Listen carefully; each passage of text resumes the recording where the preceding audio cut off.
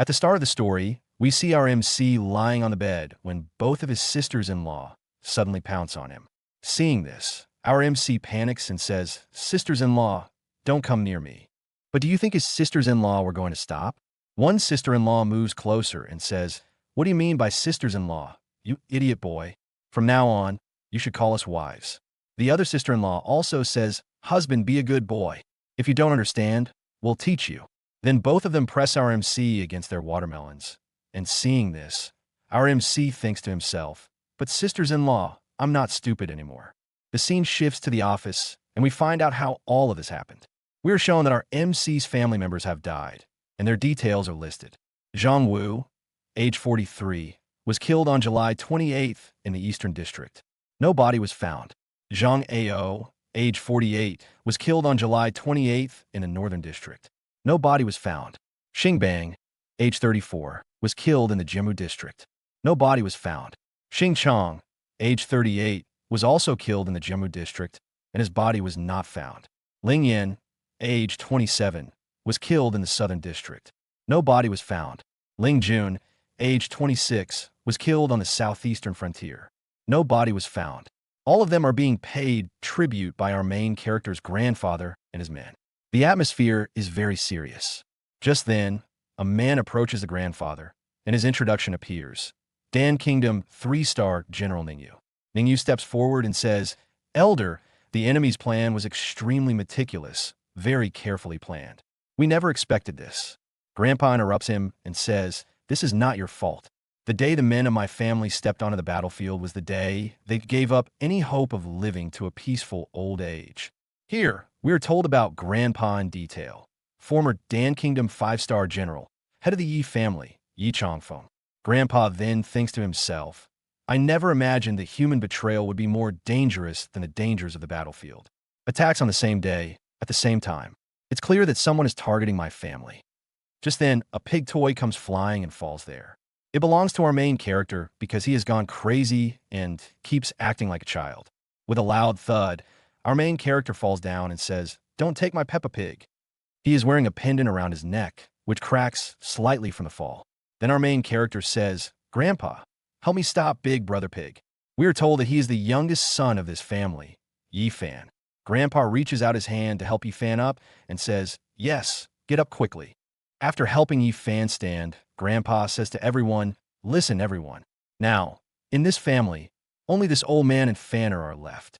I will arrange Fanner's marriage with the daughter of the Sun family so that this family's bloodline can continue." Next, Fanner speaks in a childlike manner and says, "Wow, everything here is so white." Grandpa, in a serious tone, says, "This family will never fall, and the spirit of this family will never be defeated." Hearing this, everyone starts talking among themselves. One person says, "He is the youngest son of this family. Isn't he crazy?" Then another person says, "What do you know? At one time, he was this family's chosen son." At just 15 years old, Yi Fan broke through to the martial arts grandmaster realm and became one of Grand Xia's top experts. If that car accident 5 years ago hadn't happened, which drove him insane and stripped him of his power, he would be this family's true #1 today. Meanwhile, Yi Fan looks at everyone in confusion. Then the scene shifts. Outside the family house, a man and a girl arrive, and voices can be heard from inside. People are saying, "So powerful. No wonder the eldest daughter of the Sun family is still willing to marry this madman." Sun Yufei and Yi Fan are childhood friends. After so many years of affection, that man suddenly barges inside and shouts, "Stop! Yi Fan is a madman now. The Sun family cannot ruin Yufei's entire life." We are told about this man. He is Sun Yufei's second uncle from the Sun family's second branch, Sun Zhengwen. The girl is the eldest daughter of the Sun family's main branch and Yi Fan's fiancé, Sun Yufei. Sun Yufei's second uncle says, "Today, the Sun family breaks this engagement." Hearing this, Grandpa is shocked, and blood spills from his mouth. "What?" Seeing this, Yi Fan supports him and shouts, "Grandpa," Yi Fan asks Sun Yufei, "Yufei, why are you making Grandpa angry? Won't you be my wife anymore?" Grandpa also says, "Yufei, even after Fan's accident, you never left his side. I believe you're not like this. What happened?" But Sun Yufei can't say anything. She just stands there. Before she can speak, her uncle steps forward. "Now, Only a madman and an old man are left in this family. You can't compare this to how the family was 5 years ago. We agreed to this marriage only because the family was at the peak of its power back then. But now look at your status. Grandpa says angrily, very good. Worshipping strength and trampling the weak. Changing sides with the wind. Today, I've seen your true face. Sun Yufei says sadly, I'm sorry, brother Fan. I can't marry you. Yi Fan says, but we were so good together. Just then, the voices of Yi Fan's sisters-in-law are heard. If she won't marry him, then we will. It's the same two sisters-in-law. Seeing them, everyone shouts in shock. Aren't these the future wives of this family's eldest and seventh sons? Fan's sisters-in-law are here for the funeral and are even in mourning. One is a Dan Kingdom 3-star Valkyrie, and the other is the eldest daughter of the Su family, head of the Southwest pharmaceutical industry. These daughters-in-law are truly exceptional. The eldest sister-in-law steps forward and says, I am this family's eldest sister-in-law, Yuling Long. The youngest steps forward and says, I am this family's seventh sister-in-law, Su Ishue. Both of them move close to Yi Fan and cling to him. Yuling Long announces, on behalf of all 7 sisters-in-law of this family, we are willing to marry Yi Fan and continue the family line. Seeing this, Yi Fan is confused. Sun Yufei and her uncle are shocked. What? Others shout, holy crap. Did I hear that right? 7 sisters-in-law marrying this madman together? Any one of them is a goddess. And all of them are going to him? What courage! They didn't abandon the family at such a time and even saved its honor. Maybe they're just trying to save face and will break the engagement soon.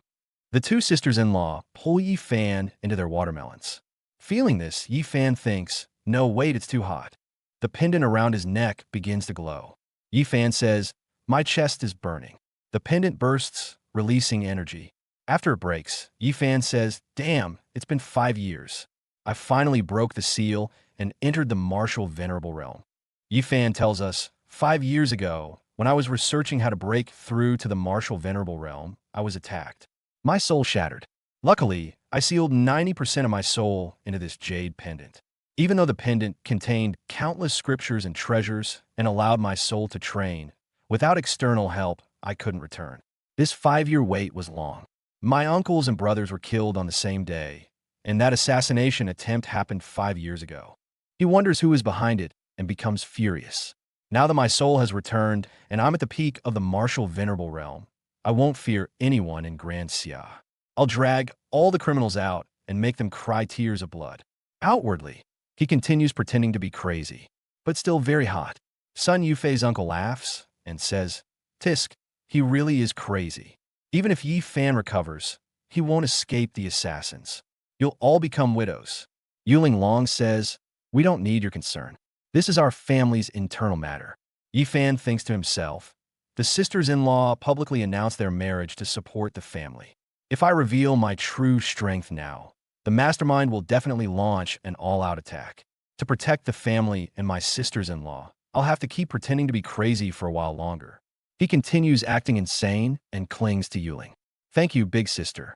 Will you play with me from now on? Yuling Long blushes. What do you mean by big sister? Yi Fan thinks, to protect the family and my sisters-in-law, I must keep pretending. Then Yuling Long steps forward to Grandpa and says, Grandpa, I'm still your granddaughter-in-law. Leave everything to me. Grandpa becomes happy. Good, good. Yuling Long stands in front of Yi Fan and looks at Sun Yufei. Sun Yufei, as Yi Fan's wife, I declare your engagement officially ended.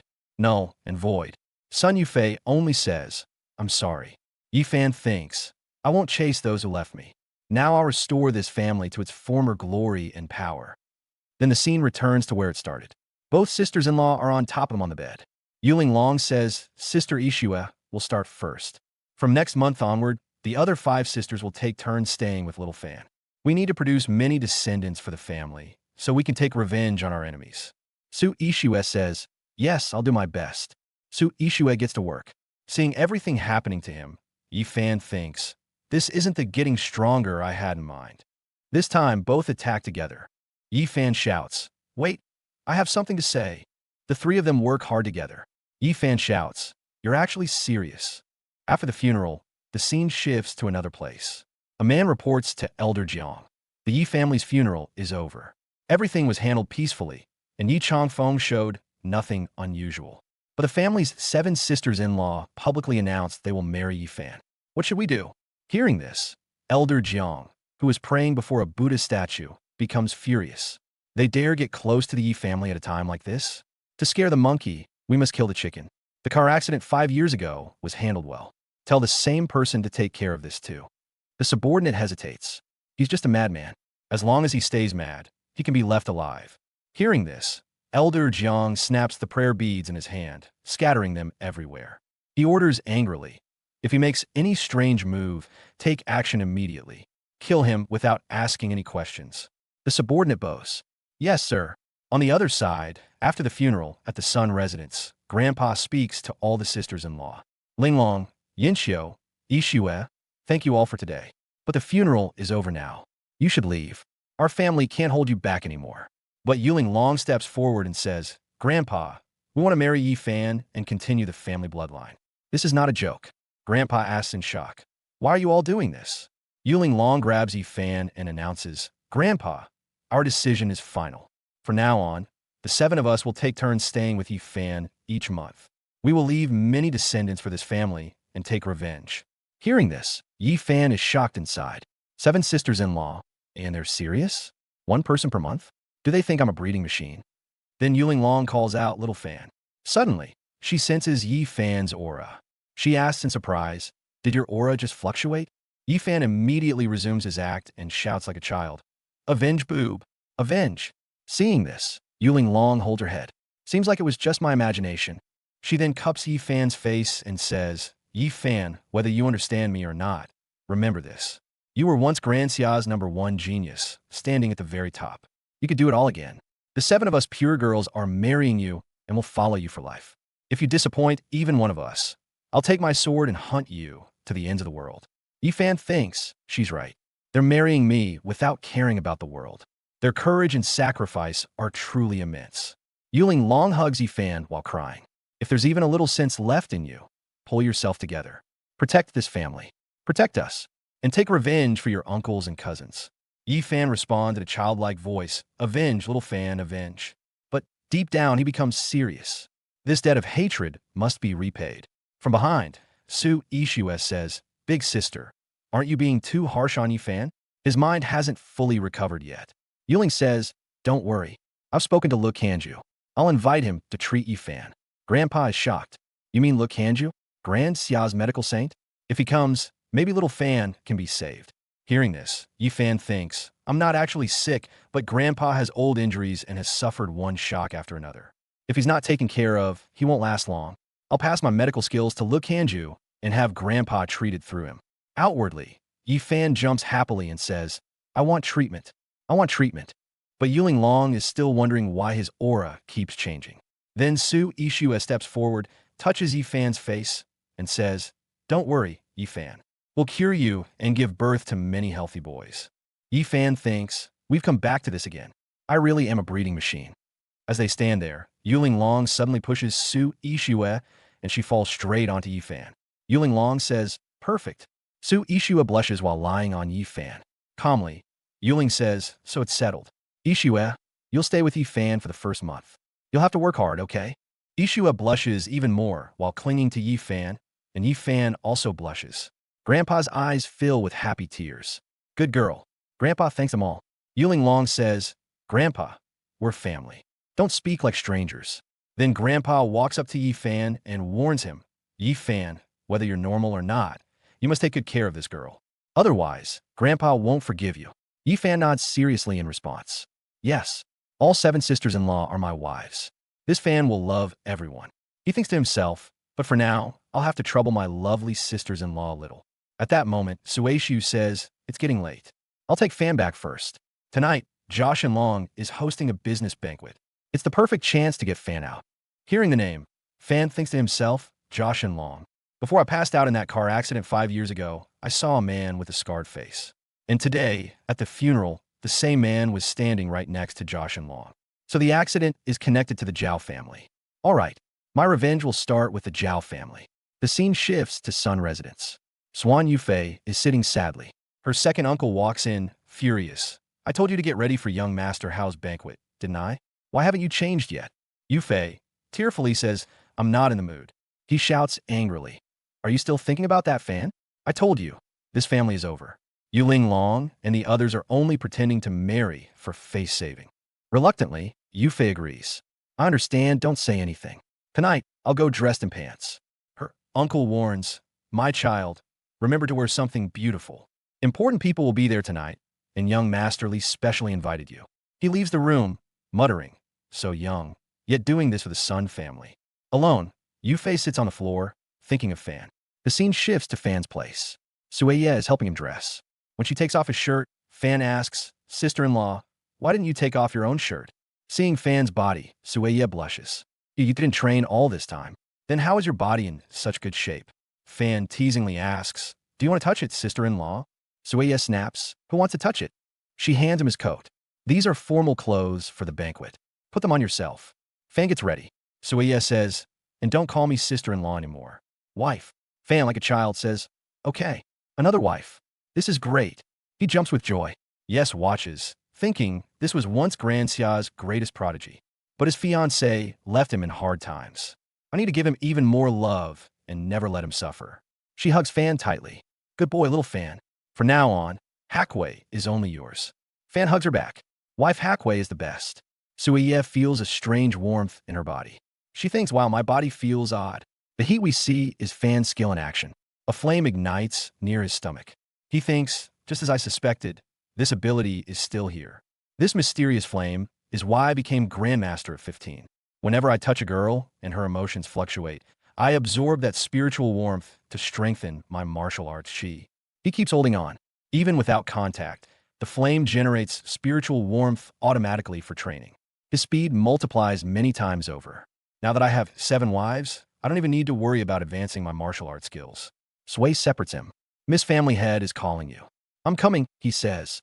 A man arrives, telling Se, Family Head and Second Master are both here. They said you should come quickly. Yux asks, are they all there? Are they going to test me? The man doesn't respond. Yux says, all right, I'm ready, and heads out. Watching her leave, Fan thinks, is the Su family blaming her for marrying me? I need to see for myself. The scene shifts to a Su family meeting. Sueye is being scolded. Are you crazy, Sui Yushu? The second master of the Su family, Sumiga, shouts, you really announced that you'll marry that crazy Fan? Do you want the Su family to be buried with him? Another man says, this family is finished. Joining them is asking for death. It'll drag all of us down. Yux, confident, replies, I have my plans. Outside the room, Fan thinks they're blaming my wife, Yushu, because of me. Just as I thought, the family's calling her reckless. They want her expelled. Expel her. The second master tells Yushu's father, take care of your daughter, elder brother. But her father, Sahangai, stops him. I support Yushu's decision. Yux is happy. Sahangai, in a serious tone, says, 30 years ago, when the Su family was on the verge of collapse, who gave us the first life-saving loan? Without the support of this family, we'd just be a small factory today. This show isn't wrong. If anyone has a problem, they can leave. Everyone is shocked. Suddenly, phones start ringing. The second master says, elders, look, a supplier just announced they're stopping work with us. Another says, some people even ended relations recently. Everyone knows something's wrong with this family. Who wants to get caught up in trouble? Someone adds, a very powerful figure is about to blacklist the Su family entirely. Family head Suong says, looks like those who ruined that family are now targeting the Su family. To scare the monkey, we kill the chicken first. The two elder brothers agree. This is not the time to be nice. We've seen the consequences. We cannot risk provoking the mastermind. You said you wanted to partner with Sha family in provincial capital. What happened to that? Suong sweats. At this rate, that partnership might slip away. I can't be ungrateful, but I also can't let the whole Su family sink. What should I do? The second master shouts at Su Esh. This is all your fault. The Su family is doomed because of you. Su assistance. The Sha family is coming to the banquet tonight. I'll use all my strength to secure the partnership and protect the Su family. Honesty and profit. I'll make sure the Su family gets both. If you don't trust me, sell your shares and leave. I won't stop anyone. Fan, standing outside and watching, thanks my wife Esh. He heads off, thinking, I need to see who's coming from the Sha family. If I reach them first, maybe I can help Esh secure the contract. Suddenly, some thugs approach him. Whoa, aren't you the crazy guy from that family? What are you doing here? Hungry? Looking for food? Should young master order something for you? Fan, still acting like a child, says, "Food? What food?" But in his mind, he knows this is Josh and Long. He's here to create trouble. Josh and Long spits into a wine glass, and his men throw cigarette ash and garbage into it too. He hands a glass to Yi-Fan. "Here, young master, this is a special welcome drink I made myself. Drink up." Josh and Long thinks, how can this boy's luck be so good? Even crazy. He has 7 beautiful wives who want to marry him. Today, I'll show everyone he's completely finished. His lackeys tell Fan to drink. Fan picks up the glass, childishly says, "Amazing. This is how fine wine is made." Josh and Long laughs, so hard he falls. Fan looks at the wine glass and thinks, something's still missing. He sees a cleaning lady about to pour dirty water into it. He stops her, saying, "Wait, we need to add some more ingredients to make it taste even better." The lady screams, "That's dirty water." Josh and Long laughs, holding a tree for support. "Make a video of this." His men start filming, laughing. Show everyone how the great prodigy is happily drinking toilet water. Fan advances, grabs Josh and Long by the throat. Jot is shocked. "What are you doing?"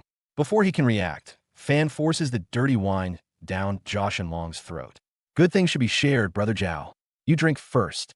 After drinking, Josh and Long vomits, furious. "You made me drink this, bastard. I won't let you go." Fan, still in childlike act, says, "What happened? Didn't you like the taste? My wife wouldn't let me drink. But since you offered, I'm returning it to you." He thinks, in these 5 years, I didn't just gain martial arts skills from that object, but 100 years of worldly experience from 13 masters. Dealing with people like this is child's play. Josh and Long orders his men, grab him, beat him to death. They attack Fan. Fan thinks, they're going to attack. Time to show my power. Suddenly, a man jumps in from behind Fan, taking out the attackers. "Who dare to touch a hair on my brother Fan?" He grabs 2 of them, making them fight each other. Josh and Long shouts, "Why are you here? Weren't you out of town?" The man replies, "If I hadn't come, who would have protected my brother Fan?" We learn this is Fan's best friend, Wang Fuke. Fan thinks, Fuke grew up with me. During those 5 years when I was crazy, he always stayed by my side to protect me. When the time is right, I'll repay him. Josh and Long's lackey warns, "Brother Long, Wang Fuke's skills are the best in town. We shouldn't mess with him." They leave. Josh and Long thinks, I don't believe Wang Fuke can protect Fan forever.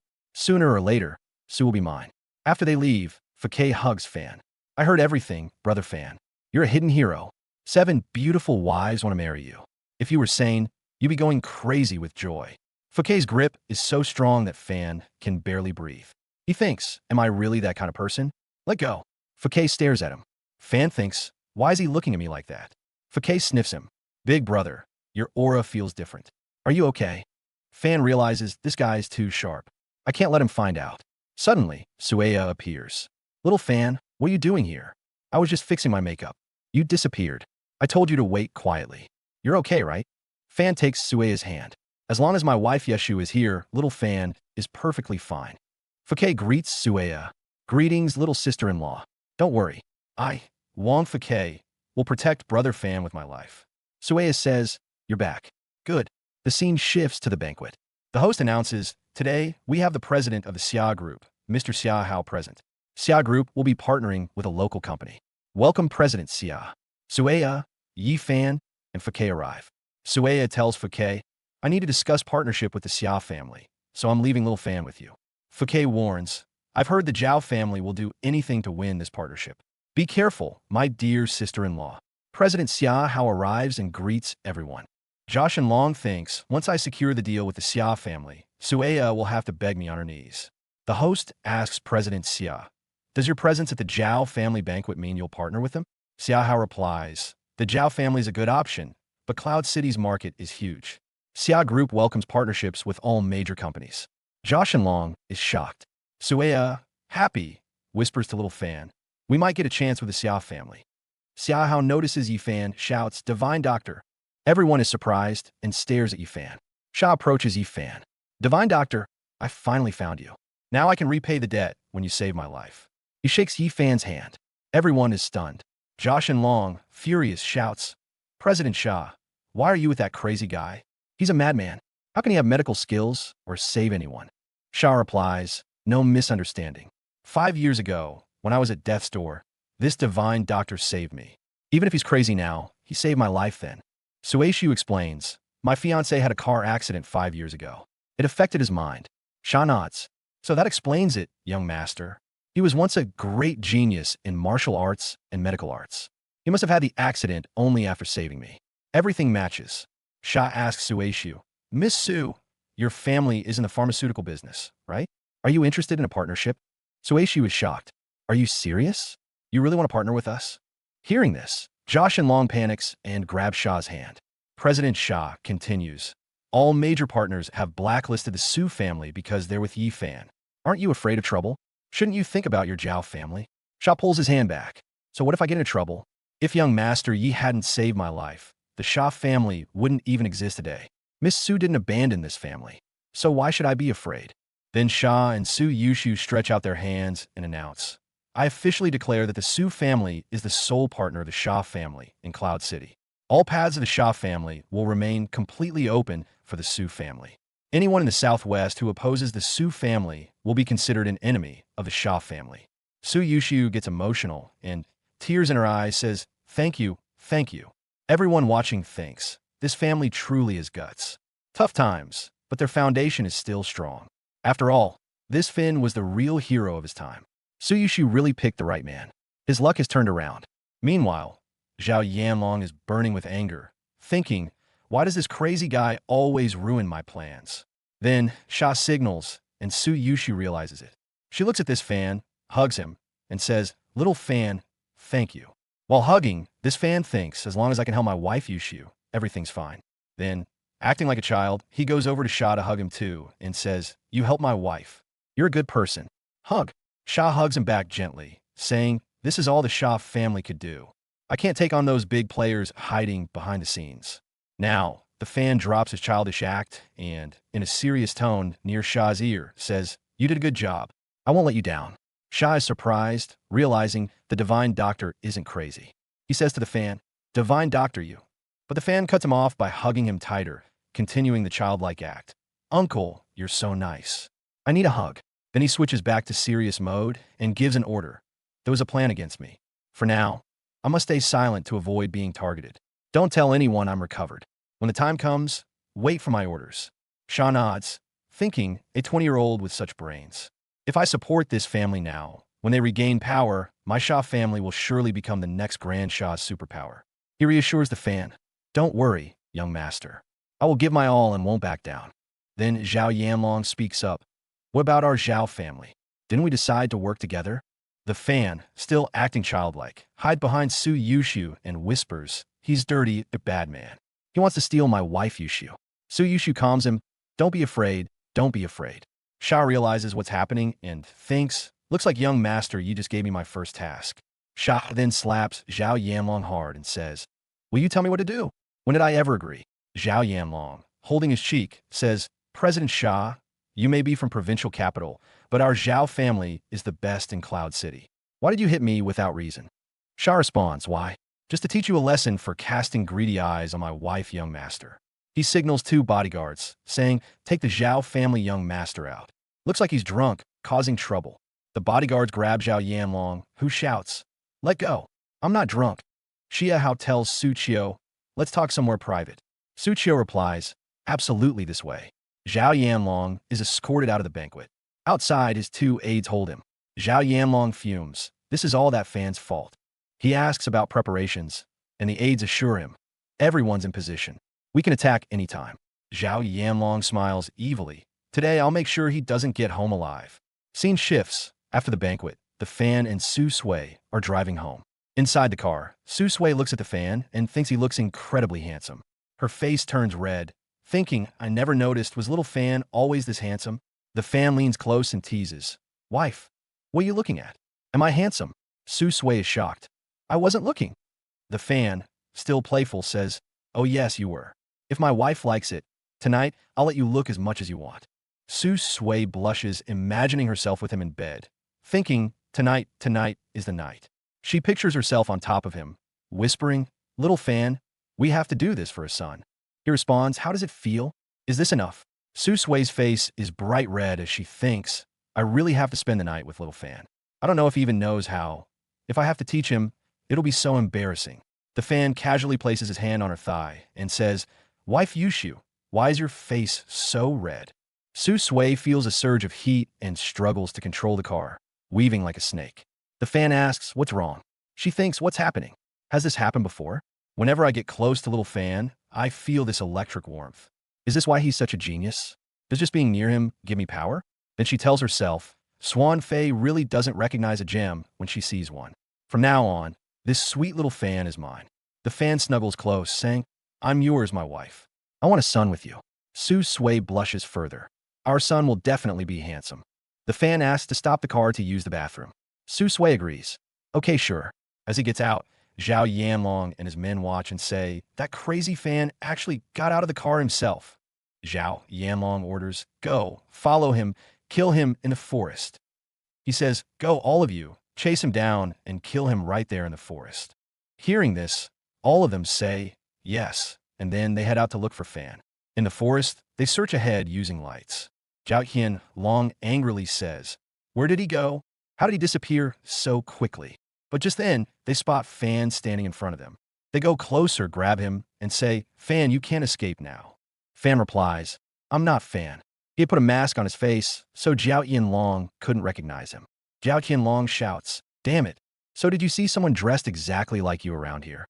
Fan answers, yes, I just saw him. He went that way, behind that rock. He sends them in that direction. They all believe him and move forward. Zhao Yanlong says, first we'll kill Fan, then we'll kidnap Sui Shu. Today, I'll vent all my anger on that bastard. After sending them away, Fan smiles to himself.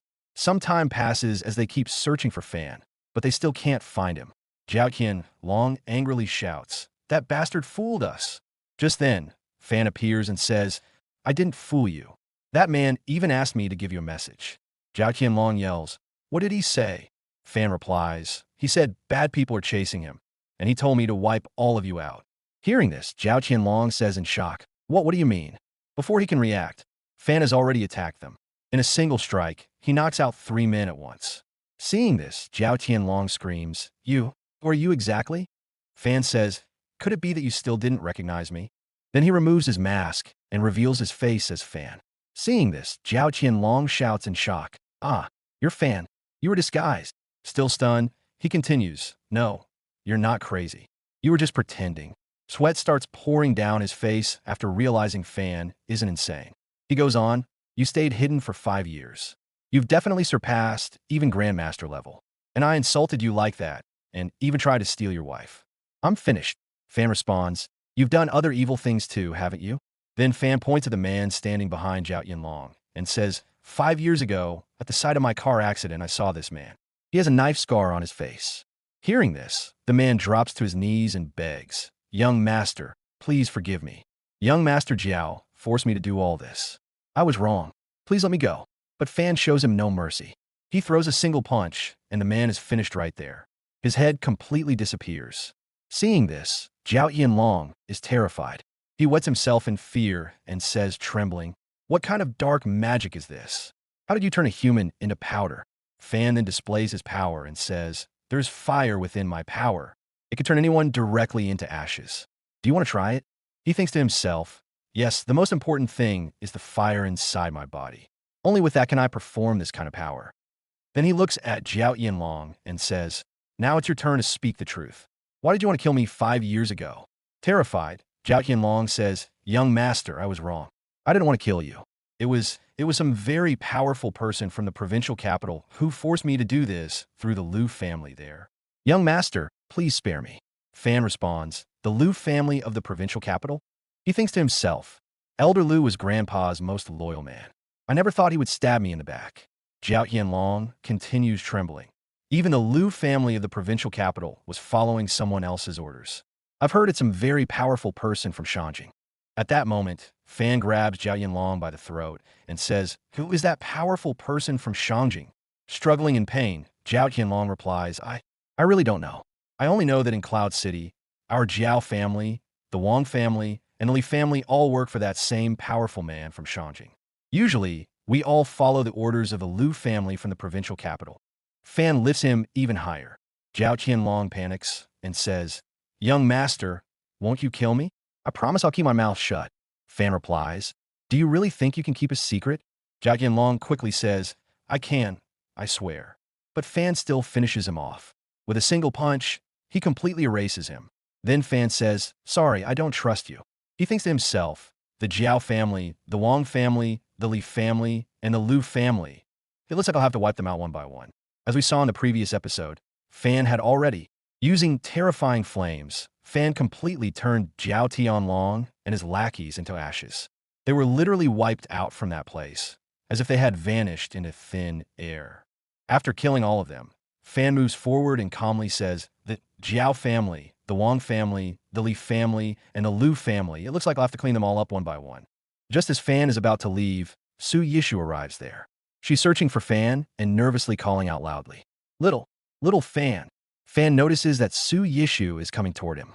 When she doesn't find him, she panics and screams, "Where are you?" Seeing how extremely worried Su Yishu is, Fan thinks to himself, Su Yishu is usually terrified of mice. And yet, for me, she was willing to come to a place like this. After that, Fan immediately starts his crazy act again. He comes in front of Su Yishu and says, "Wife Yishu, I'm fine now. I came back out." Seeing him safe, Su Yishu quickly asks, "Where are you for so long? Are you really okay?" But Fan jokingly says, just to tease her, "Wow, look at that. Such a big mouse." The moment she hears the word mouse, Su Yishu screams and clings tightly to Fan, shouting, "Ah, where is it?" Fan laughs and says, "It already ran away, wife Yishu. But wow, you smell really nice." Hearing this, Su Yishu gets flustered and says, "Why you are so bad? You scared me on purpose." Without wasting any time, Fan suddenly picks her up in his arms and says, "I didn't do it on purpose. There really are a lot of mice here. Come on, I'll carry my wife Yishu back to the car." He brings her out of the forest, puts her in the car, and both of them leave. The scene then shifts, and we see Jiao Tianlong's men standing outside. When they see Fan come out, they're shocked and say, "Damn, how did that guy come out? Where is young Master Jiao?" All of them panic and rush into the forest, shouting, "Young Master Jiao, are you okay? Young Master Jiao." After some time, the scene shifts to Jiao Tianlong's house. The men who went searching are being harshly scolded by a senior member. "What do you mean young master is missing? How can two living people just disappear into thin air? Keep searching for them." Here we are introduced to this man. He is Jiao Dekeng, the head of the Jiao family and Jiao Tianlong's father. The men nervously report, "Family head, hundreds of us searched that park 8 times. We even checked the river, but there is no trace of young master at all." They continue explaining, that mysterious expert who suddenly appeared was extremely powerful. He defeated all of us in less than 2 minutes. Only young master and the brother's car remained there. He definitely took them away. Hearing this, Jiao Dekeng thinks to himself, "A mysterious expert? Tianlong is my only son. Who is this enemy targeting the Jiao family? Or could someone within the family be plotting something?" Angrily, he orders them, "Send everyone out and continue searching. If you find even the slightest clue, report to me immediately." The men bow and say, "Yes." After they leave, Jiao Dekeng walks toward his room, thinking the man with the scar also disappeared with him. Is this really connected to what happened 5 years ago? I should have killed that Fan back then. The moment he opens his room door, his eyes widen in shock. Fan is already sitting calmly on a chair inside. Seeing him, Jiao Dekeng screams, "Who are you?" Fan replies casually, "The same person you tried to kill 5 years ago." When Jiao Dekeng looks closely, he recognizes him and shouts, "Fan, you weren't crazy, you were acting." He's about to call the guards when Fan suddenly throws a pen at him. The pen pierces through Jiao Dechong's hand and pins it to the door. Immediately after that, Fan covers his mouth with a cloth and moves closer, saying, "Answer my questions honestly, and maybe I'll make it hurt a little less." Jiao Dekeng tries to scream in pain and fear. Fan removes the cloth, and gasping for air, Jiao Dekeng asks fearfully, "Tianlong, he's already been killed by you, hasn't he?" Fan replies coldly, "So what? Someone who wants to kill me. Should I keep him alive until the new year?" Hearing this, sweat pours down the old man's face, and he begs, "We were just following orders." Fan says in a serious tone, "Stop talking nonsense. Tell me, besides the Wang family and the Li family, who else in Cloud City works under the Lu family of the provincial capital?" Terrified, the old man spills everything. Only the Wang and Li families. The Lu family also placed some experts to keep an eye on these families, but I really don't know where they're hiding. Fan asks his next question, behind the Lu family of the provincial capital, which big family from Shengjing is supporting them? How much do you know? The old man replies, I know even less about that. I only saw a representative from Jing once. He wore a mask, and everyone called him Young Master Jiao. His power is terrifying. He can even decide who becomes the governor of Cloud City. You can't defeat him. Hearing this, Fan angrily grabs his throat and says, That's not something you need to worry about. Seeing death so close, the old man screams, I know more. There's one more clue. Don't kill me.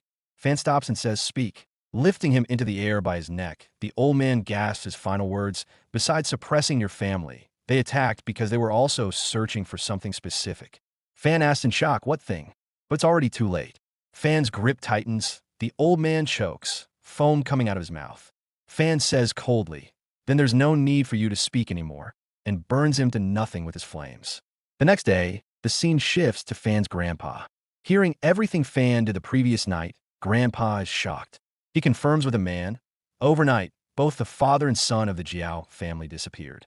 The second master's family met with a car accident, and the third master fell from a building. The man replies, That's right. The entire Cloud City is talking about it. Grandpa understands and says, It's obvious someone wants to completely wipe out the Jiao family. I don't know which expert did this, but the execution was flawless. It's revealed that this man is none other than the family's guard captain, Lung Feng. Lung Feng reports, We already knew the Jiao family was behind young master's car accident, but now all the clues have been cut off. Grandpa says firmly, Even if the clues are gone, we must continue investigating. I feel this case isn't as simple as it looks. And guys, this chapter ends right here. Since only one chapter was released, today's video is short. See you in the next episode. Till then, bye-bye. So friends, in the previous episode, we saw how Fan unleashed destruction on his enemies. After killing Jiao Tianlong's father, he wiped out the entire family. When Grandpa hears the news the next day, he's shocked. What chaos will follow now? Let's move ahead and find out. The scene starts at the Su family mansion. Night has fallen, and the moon is shining brightly. Inside the room, Fan is lying on the bed, thinking to himself, By now, news of the Jiao family's destruction must have spread everywhere. And along with it, that other news must have reached everyone too. Just then, Su Yushi comes in. She approaches Fan and sweetly asks while showing her white dress, Little Fan, look, do I look pretty? After asking this, her face turns red with shyness. She thinks to herself, Tonight, I'll give myself to little Fan. I shouldn't be shy. He doesn't know anything about this. I'll have to guide him. Fan, still pretending to be innocent, replies simply, Wife Yushi is the prettiest in the whole world. Hearing this, Su Yushi blushes happily and moves closer, saying, You have such a sweet tongue. Gathering her courage, she says, Little Fan, come on. Fan, continuing his act, asks in confusion, Wife Yushi, come on? But what are we supposed to do? Watching her, Fan thinks, When my little sister-in-law gets shy, she looks unbelievably cute. Hearing his question, Su Yushi's face turns even redder. She explains, Just sleep together, and then I'll give you a chubby little baby. Fan still pretends to be clueless and laughs. But we're already sleeping, aren't we? Embarrassed even more, Su Yushi says, Not like this. Fan playfully points his finger and innocently asks, Then how? Su Yushi freezes in embarrassment, stumbling over her words. Finally, she pushes Fan onto the bed and says, You're so annoying. She steps forward, grabs his shirt, and gently pushes him back onto the bed. Lowering her head, feeling a little shy now, she speaks hesitantly, We'll have to take off our clothes first. The moment she says this, Fan immediately stretches his hand forward and grabs Su Ishiwa's dress, as if he's about to help her take it off, and innocently asks her, Wife, actually, why aren't you taking off your clothes? Seeing Fan act so straightforwardly, Su Ishiwa completely freezes. Her face instantly turns bright red, and she stammers, I'll wait for a bit.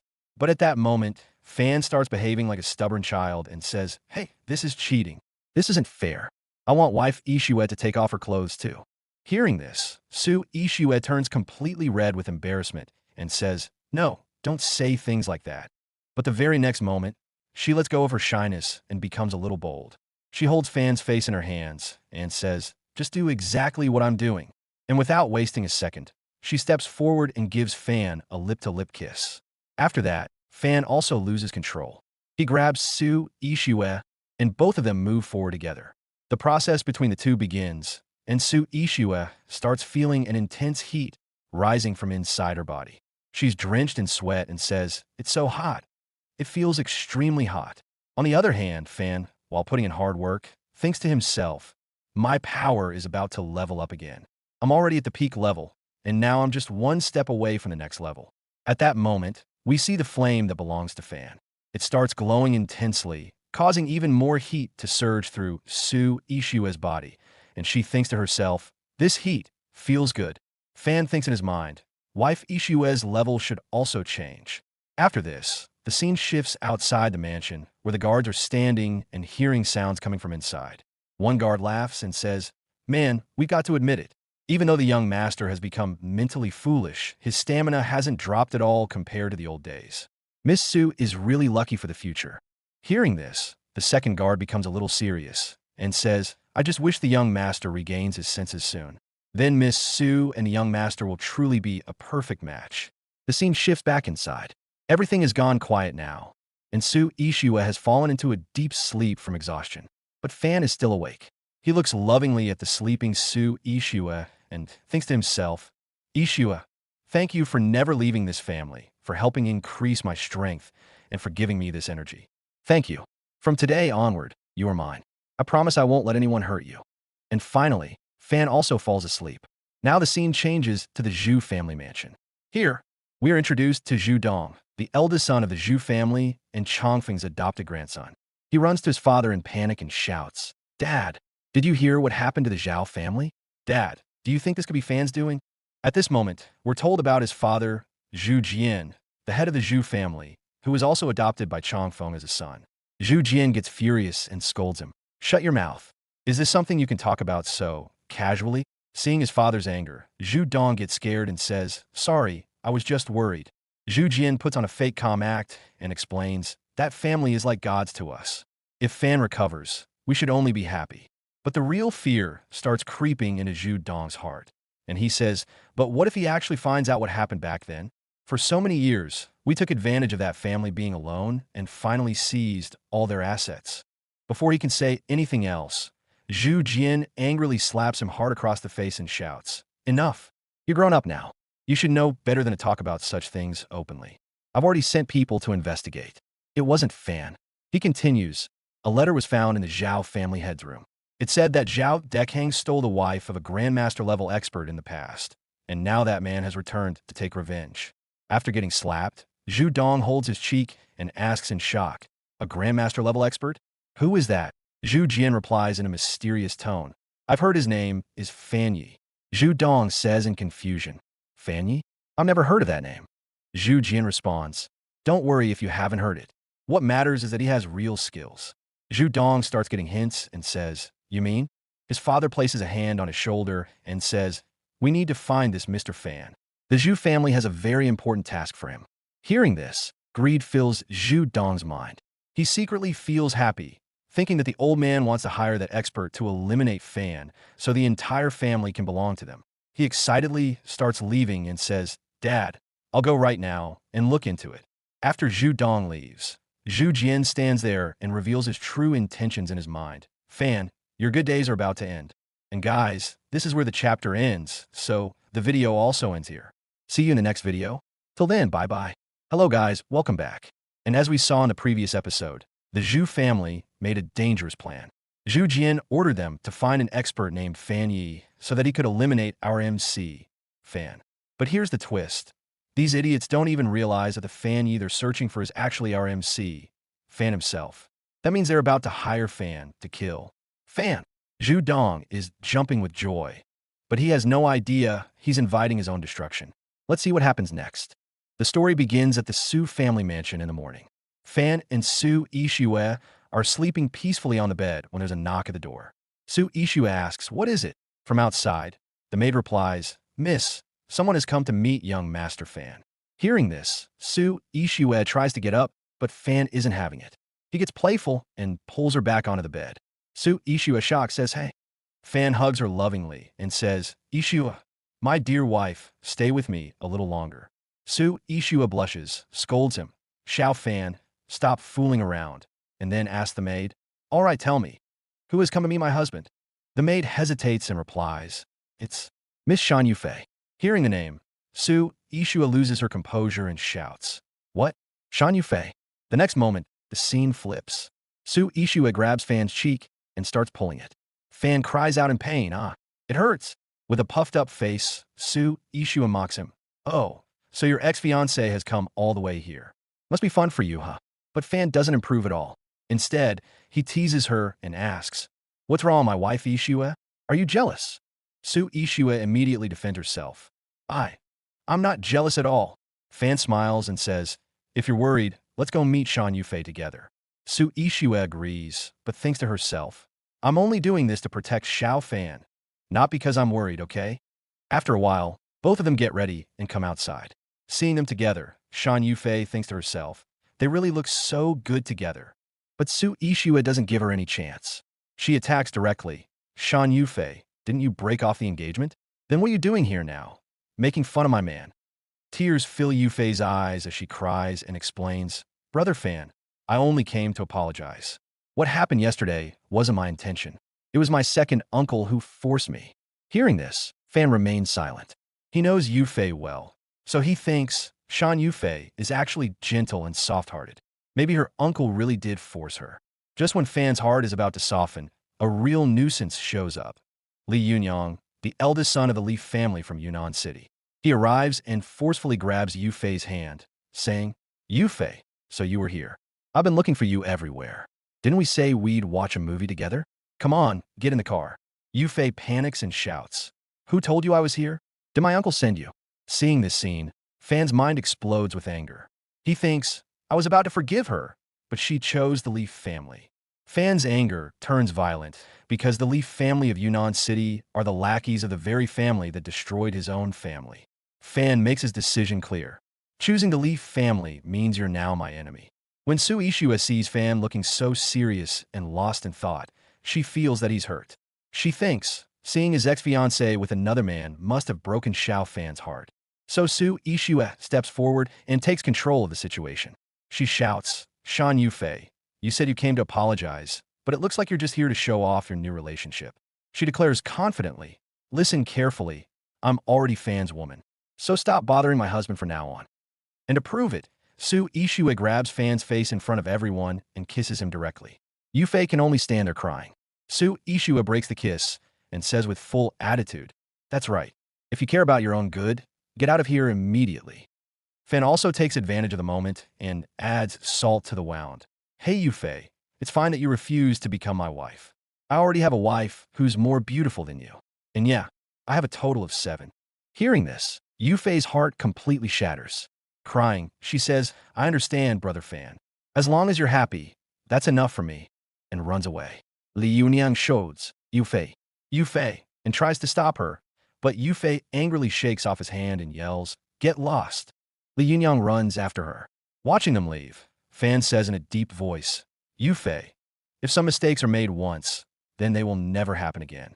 The scene changes to the Liu family's residence in the provincial capital, where the atmosphere is tense. Someone is angrily shouting, "Has Jiahao gone crazy?" He decided to support that family, and on top of that, he's even cooperating with the Su group. Then we're told about Liu Ran, the patriarch of the Liu family. A man nervously reports, "Sir, Jiahao said he's doing all this to repay a life-saving favor." Liu Ran says angrily, "I don't give a damn about his reason." He then comes up with a sinister plan. To make an example out of them, we must completely destroy the Su family. The Zhao family is already finished, but the Li and Wang families are still standing. Unite them and completely crush the Su group. Ruin Su, Yi, and drag her reputation through the mud, where the atmosphere feels light and friendly. Wang Fugue confidently reassures Su Ishua and says, "Sister-in-law, don't worry at all. I'll take good care of brother. I won't even let him get scratched." On the other hand, Yi Fun, who is still pretending to be foolish in front of the world, puts on an innocent, childlike expression and lovingly looks at his wife as he says, "Ishua, my dear wifey, bye-bye." Su Ishua treats him like a little child and gently instructs him, "Be a good boy. Go have some fun with Fugue. Once I'm done with my work, I'll come pick you up, okay?" Hearing this, Yi Fun stubbornly says, "Ishu, my dear wife, you have to come get me, okay? Don't forget." Laughing at his innocence, Su Ishua agrees. All right, I promise." But the moment Fan and Wang Fugue walk a little distance away and Su Ishue is out of sight, the atmosphere changes. The playful smile instantly disappears from Wang Fugue's face and is replaced by a serious expression. He looks straight into Yifun's eyes and says in a heavy voice, "She's gone now, Brother Fan. You can stop acting." Hearing this, Yifun pretends to be a little surprised, but Fugue doesn't stop. He shares his observation. "The moment I saw you, I knew you weren't the same as before. That borrow a knife to kill the tiger trick you used at the banquet was truly brilliant, Brother Fan." Fugue steps closer, lowers his voice, and continues, "And the destruction of the Zhao family. That was your doing too, right? Your cultivation level has increased again, hasn't it? Tell me the truth. You don't need to act in front of me. I'm your brother."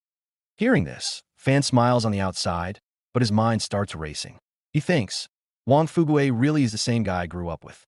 He looks simple, but he's extremely perceptive and smart. But Fan also knows very well that enemies of the family are everywhere, hiding in the shadows. He can't drag Fugue into this danger, so he deliberately decides to act clueless again. Pretending to be confused, he starts checking his pockets and innocently asks, "Brother Wang, what are you trying to do? Are you looking for my wallet?" Hearing this, Fugue's serious mood breaks. He shouts, "Come on, that's not what I meant at all." Finally giving up, Fugue grabs his head and says, "Forget it. If you don't want to talk, then don't.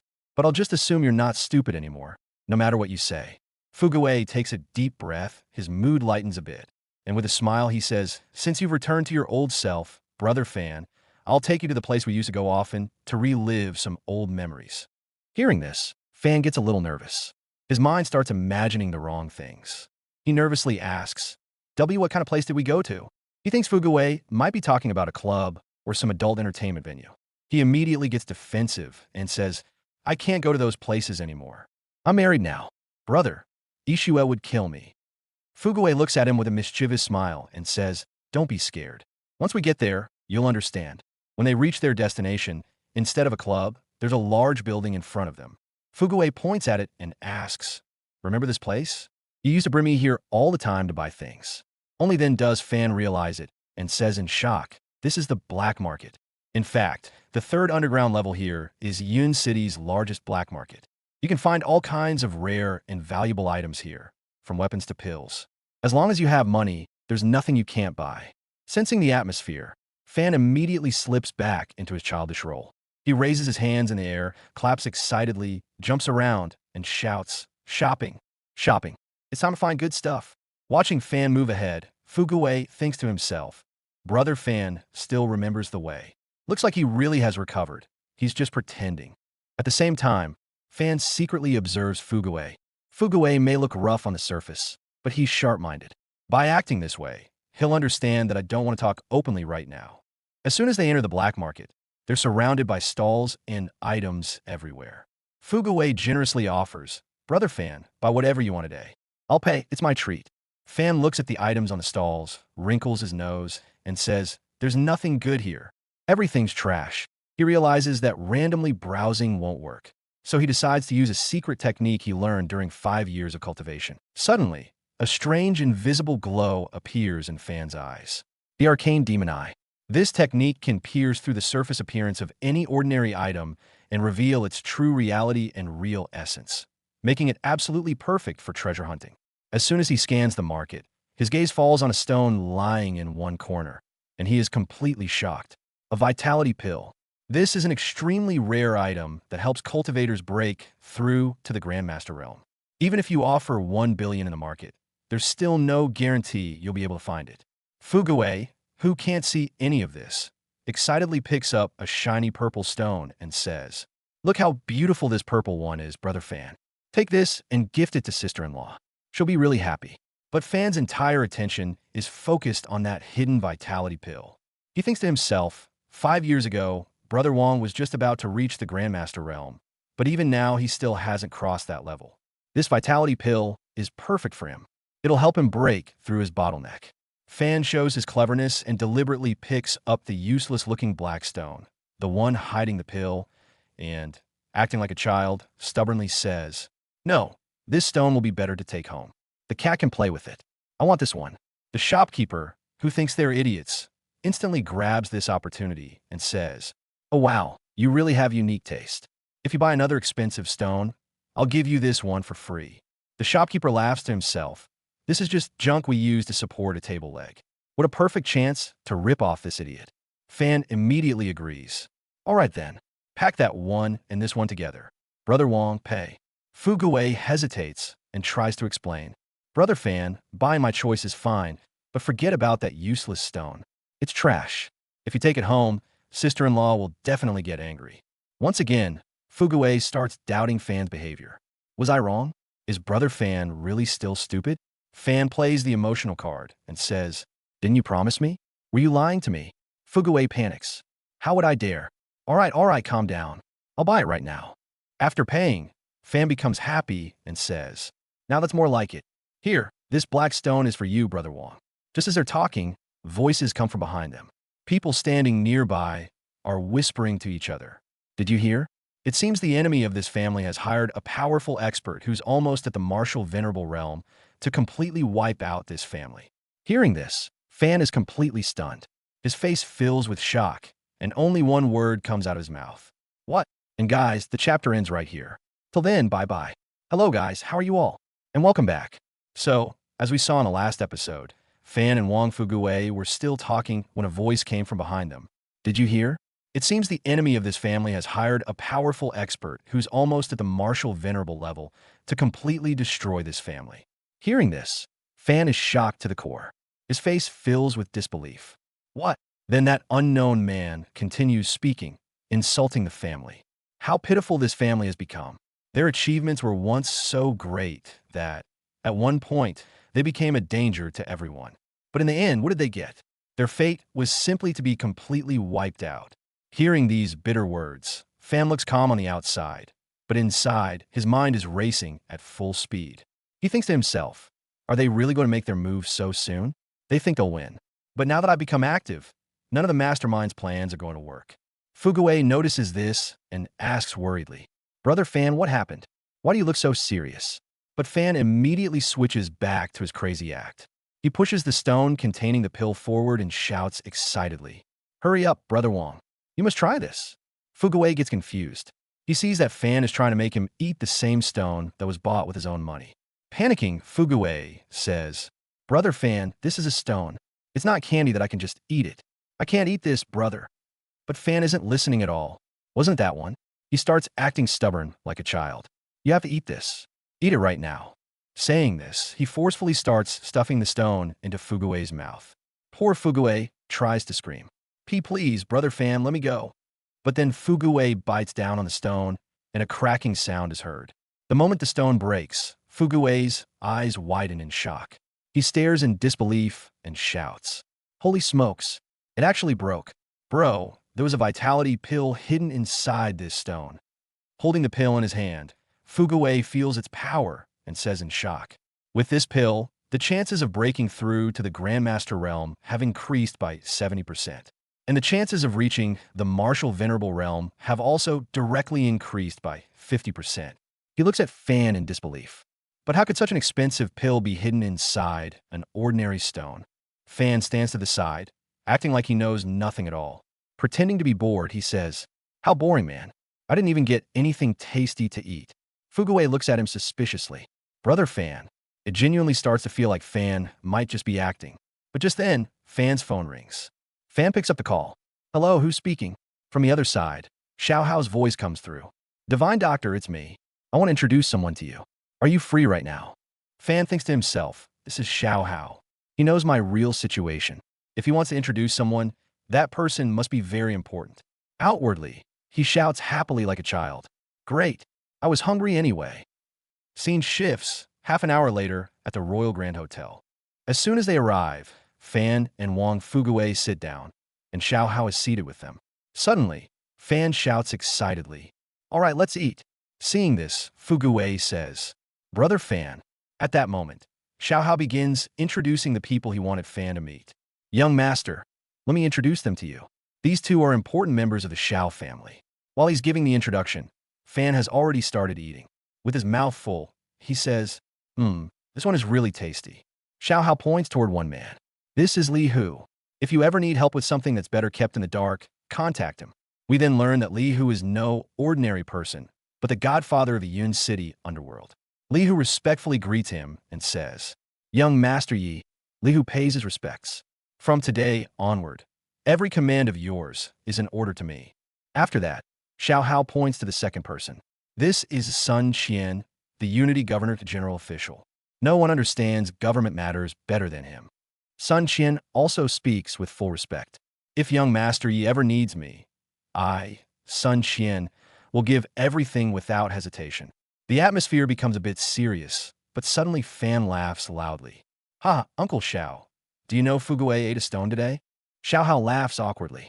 "Ha, but Sun Qian, being a clever governor, stays silent and observes Fan carefully. He thinks to himself, this family's young master seems completely stupid now, yet Mr. Xiao is showing him so much respect. This situation isn't as simple as it looks. It seems I need to reassess this family." Fugue quickly smooths things over and says, "Mr. Xiao, my brother hasn't fully recovered yet, but on his behalf, I'll remember this favor. If my brother ever needs help, I'll definitely ask these two gentlemen." Xiao Hao smiles. "Very good." Just then, Fugue wipes Fan's mouth and says, "Brother Fan, wait, I'll clean your mouth." Still busy eating, Fan says, I want to eat that one too." Suddenly, Li Hu receives a message on his phone, and his expression darkens. He panics and says, "Young Master, President Xiao, something has gone wrong. My men just reported that Wu Lang has gathered his entire gang. It looks like they've already moved out to attack Miss Su Xiuwei." The moment this is heard, boom, the atmosphere changes instantly. Fan, who is acting childish till now, suddenly becomes serious. A dangerous aura bursts out from him, shaking the entire room. Everyone stares at him in shock. Fan clenches his fist in anger. His eyes turn bloodshot. "Those bastards! How dare they lay a hand on my woman?" Seeing this, Fugue's condition worsens too. He thinks to himself, is Brother Fan still acting? But this power, this is way too much. Trembling with fear, he can only softly say, "Brother Fan." At that moment, Fan realizes he has broken character. He immediately resumes his act and suddenly starts running around in madness. "Save my wife. I'm going to save my wife, Xiuwei." Fugue shouts, "Brother Fan, wait." Xiao Hao understands that time is short. He immediately gives orders. "Everyone move out right now. Miss Su's safety must be ensured at all costs." Hearing this, everyone responds together. "Yes, sir." Scene shifts to Su Xiuwei's side, where a deadly chase is unfolding on the road. Su Xiuwei's car is racing at full speed, and behind her, the gangsters' cars are chasing like mad dogs. Inside the car, the atmosphere is filled with fear. The driver, drenched in sweat, grips the steering wheel and shouts, "Miss, they're stuck right on our tail." On the back seat, Su Xiuwei is sitting. She's in bad shape. Her body is injured, and her clothes are torn. But there's no fear in her eyes, only fire. Tightening her torn clothes, she says with firm resolve, "Don't stop the car. Even if I die today, I won't let these dogs humiliate me." But then, bang, the gangster's car slams into them from behind. The car shakes violently. The driver struggles to maintain control and shouts angrily, "Shit, damn it. These guys are trying to crush us outright." Seeing the enemy gaining the upper hand, the driver suddenly turns the car into a deserted, narrow alley to escape. The car speeds into the alley, but the road ahead is blocked. The second bodyguard points ahead, and the driver slams the brakes and shouts in panic, "We're in trouble. It's a dead end. The road is blocked." Just then, one of the bodyguards notices something to the side. "Look over there. There's a narrow footpath on the side, but the car can't go through it." There was no time to decide. The bodyguards immediately turn towards Su Xiuwei and say, "Miss, you go through that path. We'll stay here, stop them, and cover you." Hearing this, Su Xiuwei stops. She doesn't want to leave her people to face death alone.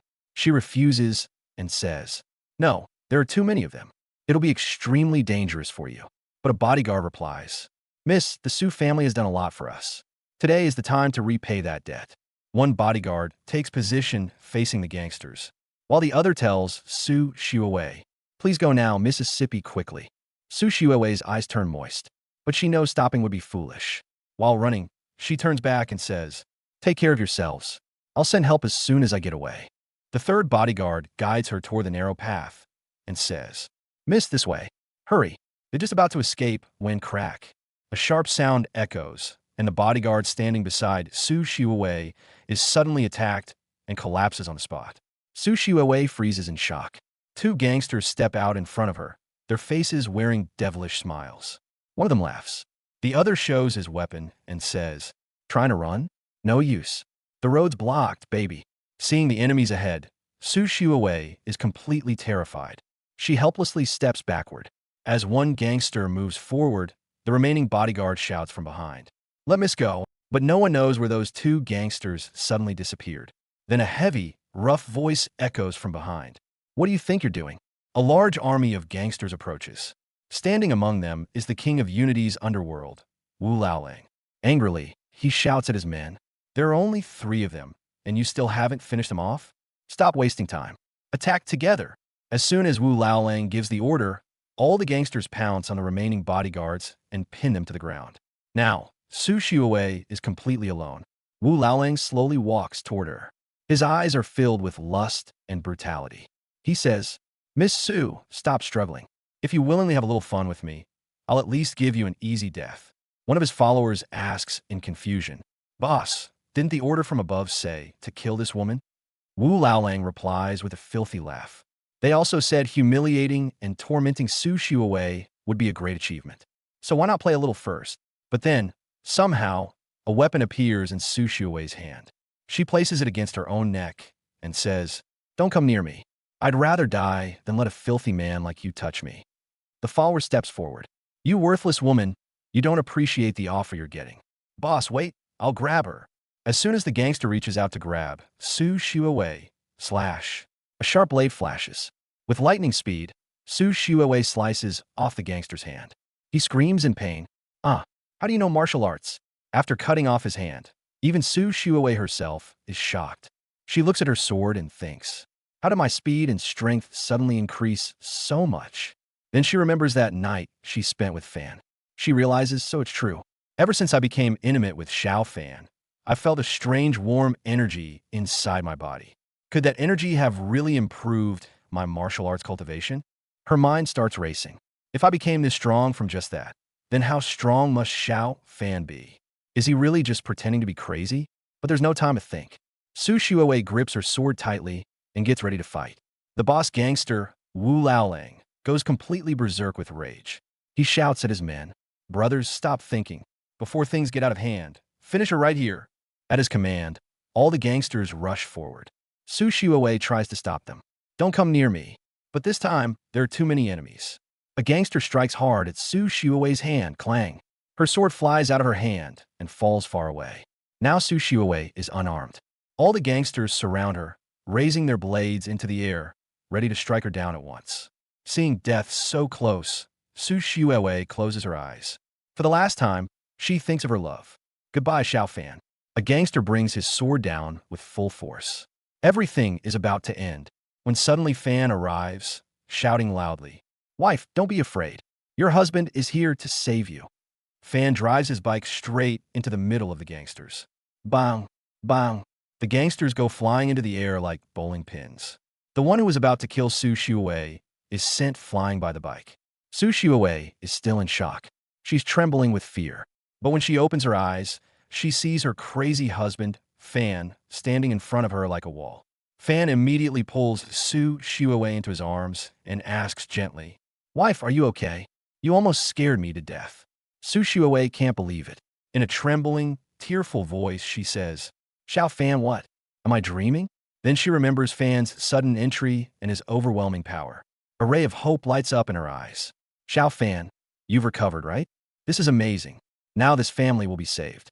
Fan turns serious for a moment. With regret in his heart, he thinks, "Sorry, Xiuwei, my wife. I can't tell you the truth yet." The very next second, he goes back to his innocent act. Pretending to be clueless, he asks, "Xiuwei, my wife, what are you talking about?" Before Su Xiuwei can understand anything, the boss gangster, Wu Laolang, gets back up from behind. He has completely lost his mind in rage and charges at Fan with a huge dagger in his hand. "Hurry! Attack! Kill them!" Fan notices him. He picks up a sword lying nearby and shouts angrily, "How dare you trouble my wife? You're all filthy people." And he attacks. At the same time, the boss gangster also attacks with full force. But Fan's strike is far more powerful. The boss's blade shatters into pieces. Before the boss can even understand what happened, Fan grabs him by the throat and lifts him into the air. He glares at him furiously. Then, like a child playing, he starts spinning the gangster around and says, "Run away. Get out of here. You bad people, get lost." But the strength in his grip feels like death itself. He continues, "This is the punishment for troubling my wife. Take this." Saying that, Fan slams him hard onto the ground. Seeing this scene, the boss's remaining henchmen freeze on the spot. The fear of death is clearly visible on their faces. They thought he was just a useless madman, but he turned out to be the god of death himself. Meanwhile, Su Xiaowei is still in shock. All that escapes her lips in a soft voice is, "Xiao Fan." Just then, Wang Fuguei and Li Hu arrive running from behind. Panting heavily, Fuguei shouts, "Brother Fan, don't run so fast, man." But when he sees the scene, gangsters lying everywhere and Fan standing there in his dominant form, he is completely stunned. What is all this? Alarm bells ring in Fuguei's mind. He thinks, did Brother Fan reveal his true self in front of sister-in-law? How is that possible? This wasn't the right time. But Su Xiaowei, still misunderstanding everything, says while crying, "This all happened because of me." His memories haven't returned. He just saw me in danger and started protecting me with his animal instincts. Hearing this, Fuguei lets out a sigh of relief. He immediately puts on an act and says, "Wow, amazing. What a move, Brother Fan. I'm impressed." Fan stares at Fuguei and gestures subtly while whispering, "Stop talking nonsense and do what I can't do myself right now. You understand, right?" Fuguei instantly gets the hint. He switches to serious mode and grabs a surviving gangster by the collar. Lifting him up, he roars, "Speak.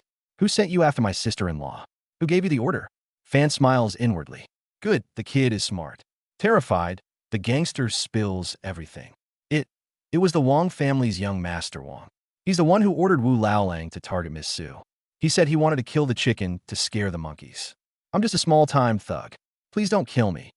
Hearing this, Fan's face turns serious. He starts calculating in his mind. The Wang family. That means they're working for the Liu family of the provincial capital. Did the Liu family make this move so that no other Su family could rise again and this family would be completely wiped out? His anger starts to rise. Looks like bringing down the Zhao family wasn't enough for them. Just then, Su Xiaowei's weak voice is heard. "Xiao Fan." And then she collapses onto Fan. But Fan immediately catches her and says, "Xiaowei, my wife, are you okay?" With great effort, Su Xiaowei manages to say, "Save the captains. Go save the others, they're still there." Fan immediately orders Fuguei and Li Hu, "Hurry, take all of them to the hospital immediately." Fuguei shouts, "Roger that." After some time, the scene shifts to a hospital room. Captain Zhao Datu, the captain of Su Xiaowei's bodyguard team, regains consciousness. As soon as he wakes up, he says, "Miss." Fan is standing right beside his bed and says, "Xiaowei is fine. She's just a little shaken. You rest." Zhao Datu lets out a deep breath. Thank goodness. But the very next moment, his eyes fall on Fan. Seeing Fan's expressions and body language, he is completely stunned. His eyes widen in shock. "Young master, why you're not crazy?" Fan turns serious and says, "Iveri covered. But only a few people know about this. I hope you can keep this secret." "You'll keep it," Zhao Data replies without wasting a single second. "Don't worry, young master. I swear this secret will go with me to my grave." Fan says happily, "There's no need to be so formal. You're still injured. You're loyal. And I need someone trustworthy like you to protect Xiaowei." Then Fan steps forward and points his finger toward Zhao. "In return for your loyalty, I'll help you step into the martial path." The moment Fan places his finger on Zhao's body, a massive surge of energy begins to transfer. Zhao Data feels as if his body has caught fire. Overwhelmed by pain and power, he screams, "Ah, this is too hot." Zhao Datu's entire body trembles violently. But when the energy finally calms down, he looks at his body and is left completely shocked. My injuries, they're completely gone. How did this happen?" Fan says with a confident smile. "That's right. You've now stepped into the martial path. You're no longer an ordinary person. From today onward, in Great Xia, you'll be recognized as a true elite among men." Hearing this, Zhao Datu immediately drops to his knees. His head lowers in respect. "Thank you, young master. I swear, even if it costs me my life, I will always protect Miss Xiaowei." Fan takes out a small bottle of medicine from his pocket and hands it to him. These pills will strengthen your body further and improve your cultivation. Fulfill your duty properly, and your rewards will never be lacking. Now the scene shifts. At the Su family mansion, where Fan's enemy father and son duo are in trouble. We've seen this scene before, but it's being shown once again, so let's take a look. Here, Sudong, Cheng Feng's adopted grandson and the eldest son of the Su family, shouts angrily, "Dad, the Zhao family has suddenly been wiped out. Overnight, we've lost our biggest business partner." Speaking in fear and rage, he continues, "Without the Zhao family support, I'm afraid we won't be able to bring this family down on our own." His father, Su Jian, Cheng Feng's adopted son and the head of the Su family, says deeply lost in thought. The company's old elders are still loyal to Cheng Feng, and our allies don't yet have enough power within the group to make any big moves. Sudong suggests a terrifying idea. A glint of death flashes in his eyes. Why don't we directly pay someone to kill that old man Cheng Feng and that madman Fan from that house? Excited, he continues, "I've heard that a new grandmaster, level expert named Fan, he has arrived in Yun City. If we offer the right price, I'm sure he'll do the job." Su Jian says, "A grandmaster," but then he asks worriedly, "Are you sure we won't get caught?" Don't forget, Yu Linglong and Su Xiuwei's group also supports that family. If we get into trouble, it'll be disastrous. Sudong says with an evil grin, "Don't worry, Dad. That Fan, he has an excellent reputation. He'll definitely help us wipe them out." Back at the hospital, a sudden notification pops up on Fan's phone. Ding! A message flashes. "Master Fan, you have a new task." Fan looks at the phone shocked. Someone tracked my Fan identity this quickly? But when he reads the message, his eyes widen with rage. The fire inside him ignites. They want to kill me and my grandpa? Who has the nerve? The mission details read. Targets: Cheng Feng of the Su family and Fan E. Condition: the client will personally meet the assassin and witness their deaths. Time: midnight. Location: under the central bridge of Yun City. Reward: 1 billion. A dangerous smile appears on Fan's face. It's time to settle another score. The scene shifts to a KTV club. Inside the club, the Wang family's eldest son, Wang Chao, is sitting and enjoying himself with two girls. Just then, a man approaches him and reports nervously, "Young Master Wang, Wu Laoling failed. He couldn't kill Su Xiuwei. His entire team was wiped out, and Wu Laoling himself was killed on the spot."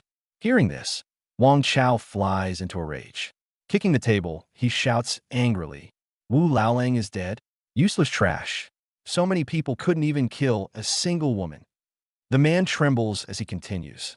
"It seems Fan intervened and killed Wu Laoling." Wang Chao is startled. "Fan?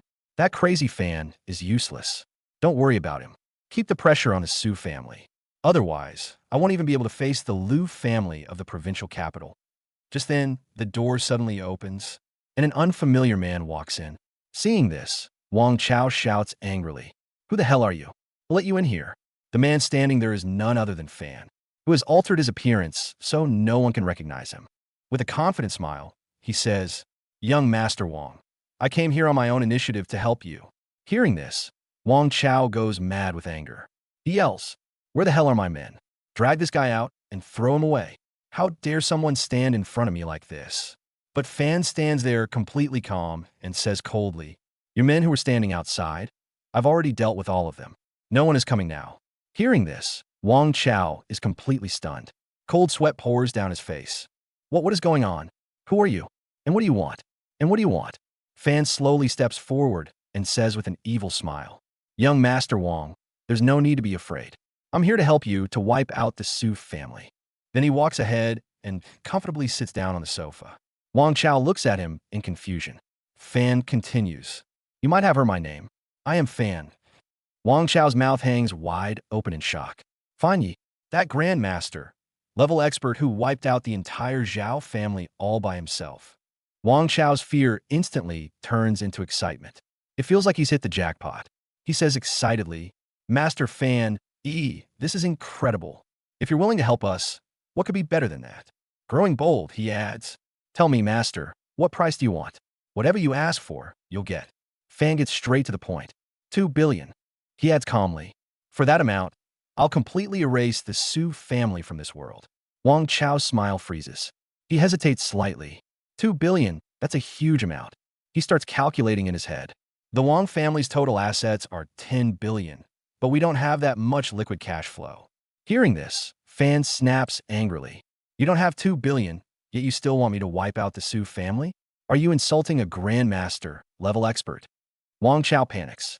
He begs desperately. Master, please don't be angry. How could I dare do that? His mind races. Mr. Liu from the provincial capital promised that if we bring down the Su family, all their assets will belong to the Wang family. If that happens, 2 billion won't be a big deal. But fear creeps in.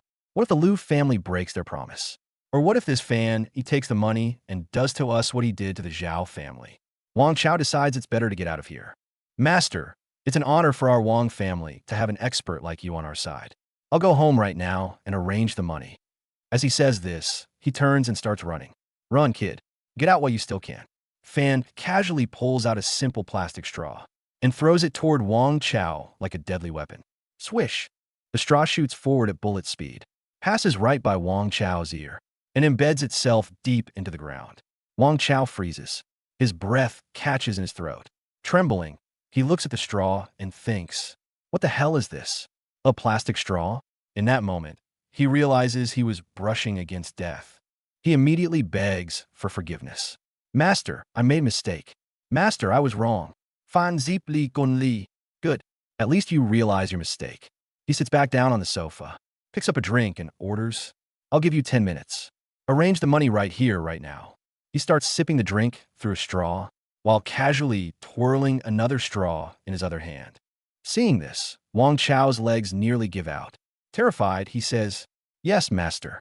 I'll do it right away. He immediately pulls out his phone and calls his dad. The moment the call connects, he shouts, Dad, transfer the money immediately. 2 billion. Questions seem to come from the other side, so Wang Chao panics and says, I've hired that grandmaster expert, Fan E. Please don't ask questions. Just send it quickly. Fan stares at him coldly. Inside, Fan thinks, You dared to plot against my wife, Shuawei? How could I possibly let you go so easily? Moments later, a notification pops up. Ding. Transfer successful. Wang Chao exhales in relief and shows Fan the phone. Master, the money has been transferred to your account. He asks fearfully, Can I go now? Fan replies with a sinister smile. What's the rush? Your job is done, but we still haven't settled my personal score. Wang Chao grows confused. Nervously, he asks, Master, what do you mean? What score? Fan answers in a calm, yet deadly voice. I'm here to collect the debt you incurred when you tried to kill my wife. As he says this, Fan reveals his face. The moment Wang Chao sees his real appearance, the ground seems to slip out from under his feet. He screams in shock. Fan! Fan! That hits him. Fan E is Fan. Fan E, you are Fan. Wang Chao can't believe it. So all this time you were just acting? You fooled all of us. His mind spins rapidly. 5 years ago, Fan was already at the peak of martial grandmaster level. Now his strength is completely unimaginable, and I dare to attack his wife. Facing death head-on, Wang Chao's arrogance shatters completely. He collapses at Fan's feet and begs desperately. Young Master Fan, I beg you, please spare me. I was only following someone else's orders. I swear, from today on, I'll work for you like an ox or a horse. Fan looks down at him with cold eyes and says, That won't be necessary.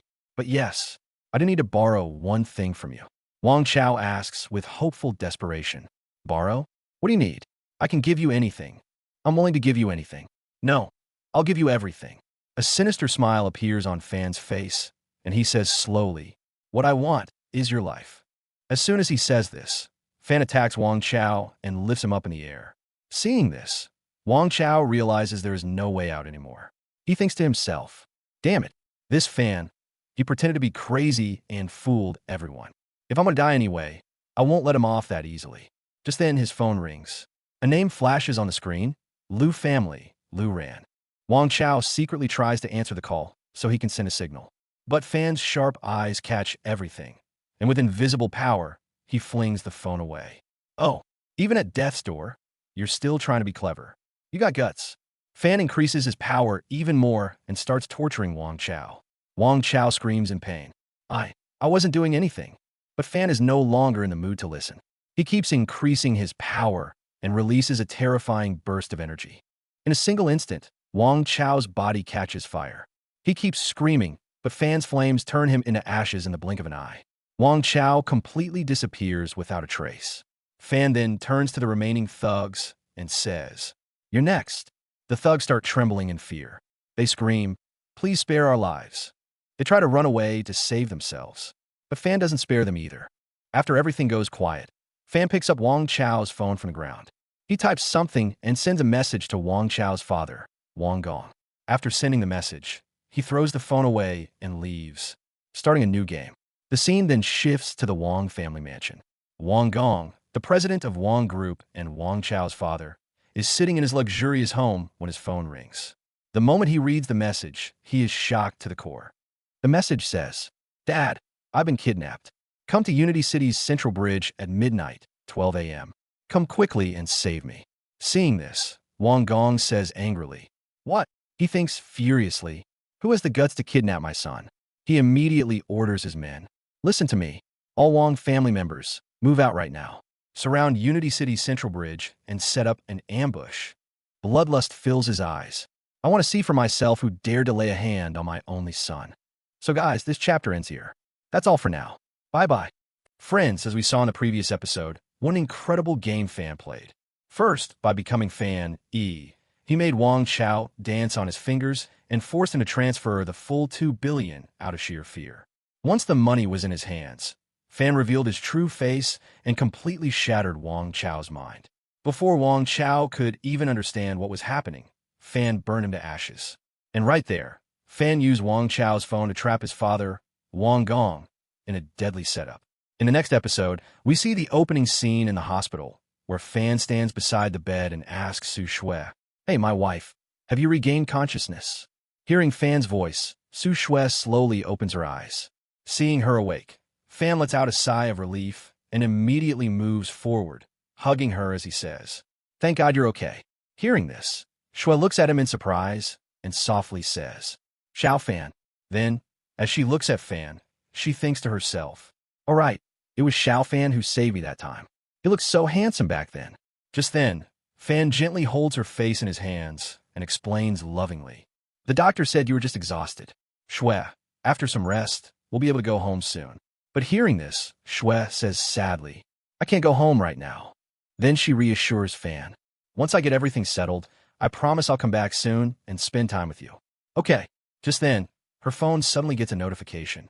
As soon as she looks at the screen, she panics and shouts, "What? Our formula has been leaked. The rival group has launched a new drug today. How is this even possible?" At the same time, Shahao enters the room and says, "We've received the news too. It's a live broadcast, look." On the phone screen, we see Li Yunyang announcing, "Ladies and gentlemen, this is a beauty-enhancing pill that our league group has developed through years of research and development. Take it for 1 month, and you'll see instant results." Seeing this, Shui gets furious and says, "Shameless bastards. This is clearly the hard work of our Su group." Upset, she continues, "For so many years, our Su group invested almost all our resources into developing this formula. Our entire group depended on it to turn things around." Hearing this, Shahao seriously explains the situation. Recently, many partners have ended their cooperation with Su Group. Without a flagship product to break this deadlock, Su Group may not survive for long. After hearing all this, Shui wipes away her tears and stands up with firm determination. She says while leaving, "President Xiao, I need to return to the company immediately. Please take care of Xiao Fan for me." From behind, Yifan calls out, "Wife, Yishui," but she doesn't stop. After Yishui leaves, Yifan remains standing there and says with a smile, "Is this really just an ordinary beauty-enhancing pill formula? You should have told me earlier." He says confidently, "I can come up with any formula just using my brain, and that alone would be enough to shock the entire world, right?" Hearing this, Xiaohao looks slightly worried and questions Yifan. "But Miss Su, how can she trust something you just created so casually?" Yifan agrees and says, "You're right. For now, in other people's eyes, I'm just a fool." Just then, a spark flashes in Yifan's eyes, as if he has an idea, and he says, "Oh, right." He immediately reminds Xiao Hao. "Didn't Yiling Long say she would invite Dr. Lu Yinxue from the Great Xiao Medical Center to treat me?" Wouldn't Lu Yinxue's name be the ultimate golden endorsement? Xiao Hao asks suspiciously. Will Lu Yinxue really listen to you? Yifan smiles confidently and replies, there won't be any problem. While they're talking, Yifan's phone suddenly rings. He looks at the screen, slightly surprised. As soon as he answers, he hears crying from the other side. Wan Yufei sobs and says, Brother Fan, I know I wronged you, but can you help me just once? Seeing her condition, Yifan thinks to himself, why is Yufei crying so badly? He immediately turns serious and says into the phone, Ex-wife, what happened? Who troubled you? I'll help you teach them a lesson. Tears stream down Wan Yufei's face as she emotionally says, Brother Fan, only you have ever truly been good to me. She continues, Brother Fan, my second uncle is forcing me to marry Lu Nanyang. The engagement banquet is tonight. I'm begging you, please save me. Hearing Lu Nanyang's name, Yifan's anger flares up. He thinks, Lu Nanyang again? That Lu family wasn't satisfied after destroying the Su family and this family? Now he wants to force Yufei into marriage too. Yifan immediately makes a decision and says on the phone, Ex-wife, come pick me up. I'll help you teach him a lesson. The scene changes and we see the outside of the building. Yifan and Yufei are standing downstairs. Looking at Yifan, Yufei softly says, Brother Fan. Then she explains, I know you're still angry with me, but it was my second uncle who forced me to break off the engagement that day. If we didn't get money for my dad's treatment, he could have died any time. I had no choice. Hearing this, Yifan recalls the past and understands the situation. Actually, 5 years ago, right after Yifan's car accident, Yufei's father also had a car accident and became a vegetative patient. Then her second uncle took advantage of the situation, seized control of the group, and took over all the finances, leaving Yufei with no option but to submit. Crying, Yufei pours her heart out. Brother Fan, you're the only person I've ever truly loved. Otherwise, I wouldn't have stayed faithful to you for 5 years. Yifan looks at her and thinks, although she feels completely helpless this time, I'm here for an even more important purpose. So I'll go along with this game. Just then, a voice comes from inside. A man shouts, looks like the bride has arrived. Young Masterly, come out quickly and welcome them. Hearing this, Wan Yufei becomes scared. But Yifan, on the other hand, thinks excitedly the real show is about to begin. On the other side, people surround Lu Nanyang and congratulate him. Congratulations, young Master Li. Your long-held wish has finally come true. I heard the Lu family patriarch from the provincial capital plans to make you his godson. Career and love life. Both are set at the same time. Holding a bouquet arrogantly, Lu Nanyang says, that's right. Su Yufei will have no choice left except to come to my bed. Inside, he's weaving a deep conspiracy. Once I control the powerful force behind her mother, what standing will the Lu family of the provincial capital even have left? Just then, Su Yufei's voice rings out. Nanyang, I need to talk to you. Looking at her, Lu Nanyang thinks with filthy intent. Tonight, those beautiful legs and the power behind them will all be mine. But the moment he sees who Yufei is with, he is utterly shocked and shouts, Yifan, what is all this? Why did you bring this idiot here? At the same time, Wang Fugue arrives. Hearing Lu Nanyang's words, he steps forward angrily and threatens him. Lu Nanyang, how dare you talk to my brother like that? Pointing a finger sternly, he warns, my brother's name is Yifan. Call him young master, or brother Fan. If I hear you call him an idiot again, I won't hesitate to slap you. Lu Nanyang laughs mockingly. You still think he's the young master of that family? That family is already finished. He spews venom. That old man and this idiot will soon be meeting their dead relatives. Hearing this, Wang Fugue loses his patience and steps forward, slapping Lu Nanyang hard across the face. Lu Nanyang falls to the ground, clutching his cheek, and screams in rage. Wang Fugue, you're courting death. Guards! But Wang Fugue looks down at him disdainfully and says, trash like you doesn't even have a drop of martial energy. You think I'm afraid of you? Just then, Xiaohao steps in to calm things down. Young Masterly, please calm down. Violence doesn't suit such a happy occasion. Lu Nanyang looks around and thinks, the Xia family from the provincial capital and Lord Hu are both here. Was all this Su Yufei's plan? How did she manage to get connected with such powerful people? Su Yufei firmly says, enough nonsense. Guests are present on both sides. Let's go inside and resolve this properly. Lu Nanyang glares at her and threatens under his breath. You'd better think carefully about what you're doing. Just then, an announcement comes from the crowd. The couple is entering. Everyone looks on in shock. One person says, "Wasn't this supposed to be Su Yufei and Lu Nanyang's engagement banquet? Why is that idiot from the Yi family coming in?" Another says, "She's openly betraying Lu Nanyang in front of everyone. The Li family's reputation is completely ruined." Someone else says mockingly, "This is getting interesting. Both the Su and Li families are about to become laughingstocks." Seeing this scene, Lu Nanyang's father gets furious and asks Sujinka, "Sujinka, what does all this mean? Didn't you say you had everything under control?" Sujinka, shocked, replies, "I honestly had no idea about this." Furious, Sujinka goes up to Yufei and shouts, "Yufei, what are you doing? Apologize to young Master Li immediately. Tell him you were just being childish." But there's an unusual calm and determination in Yufei's eyes. She turns around, holds Yifan's hand, and addresses the entire crowd.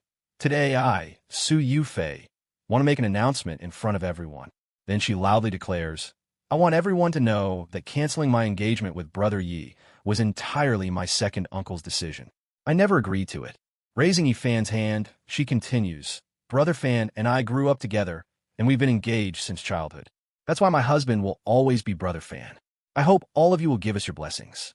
Hearing this, Yifan feels a little strange inside and thinks to himself, if she had shown even half of this determination on the day of the funeral, she wouldn't be in such a pitiful state today.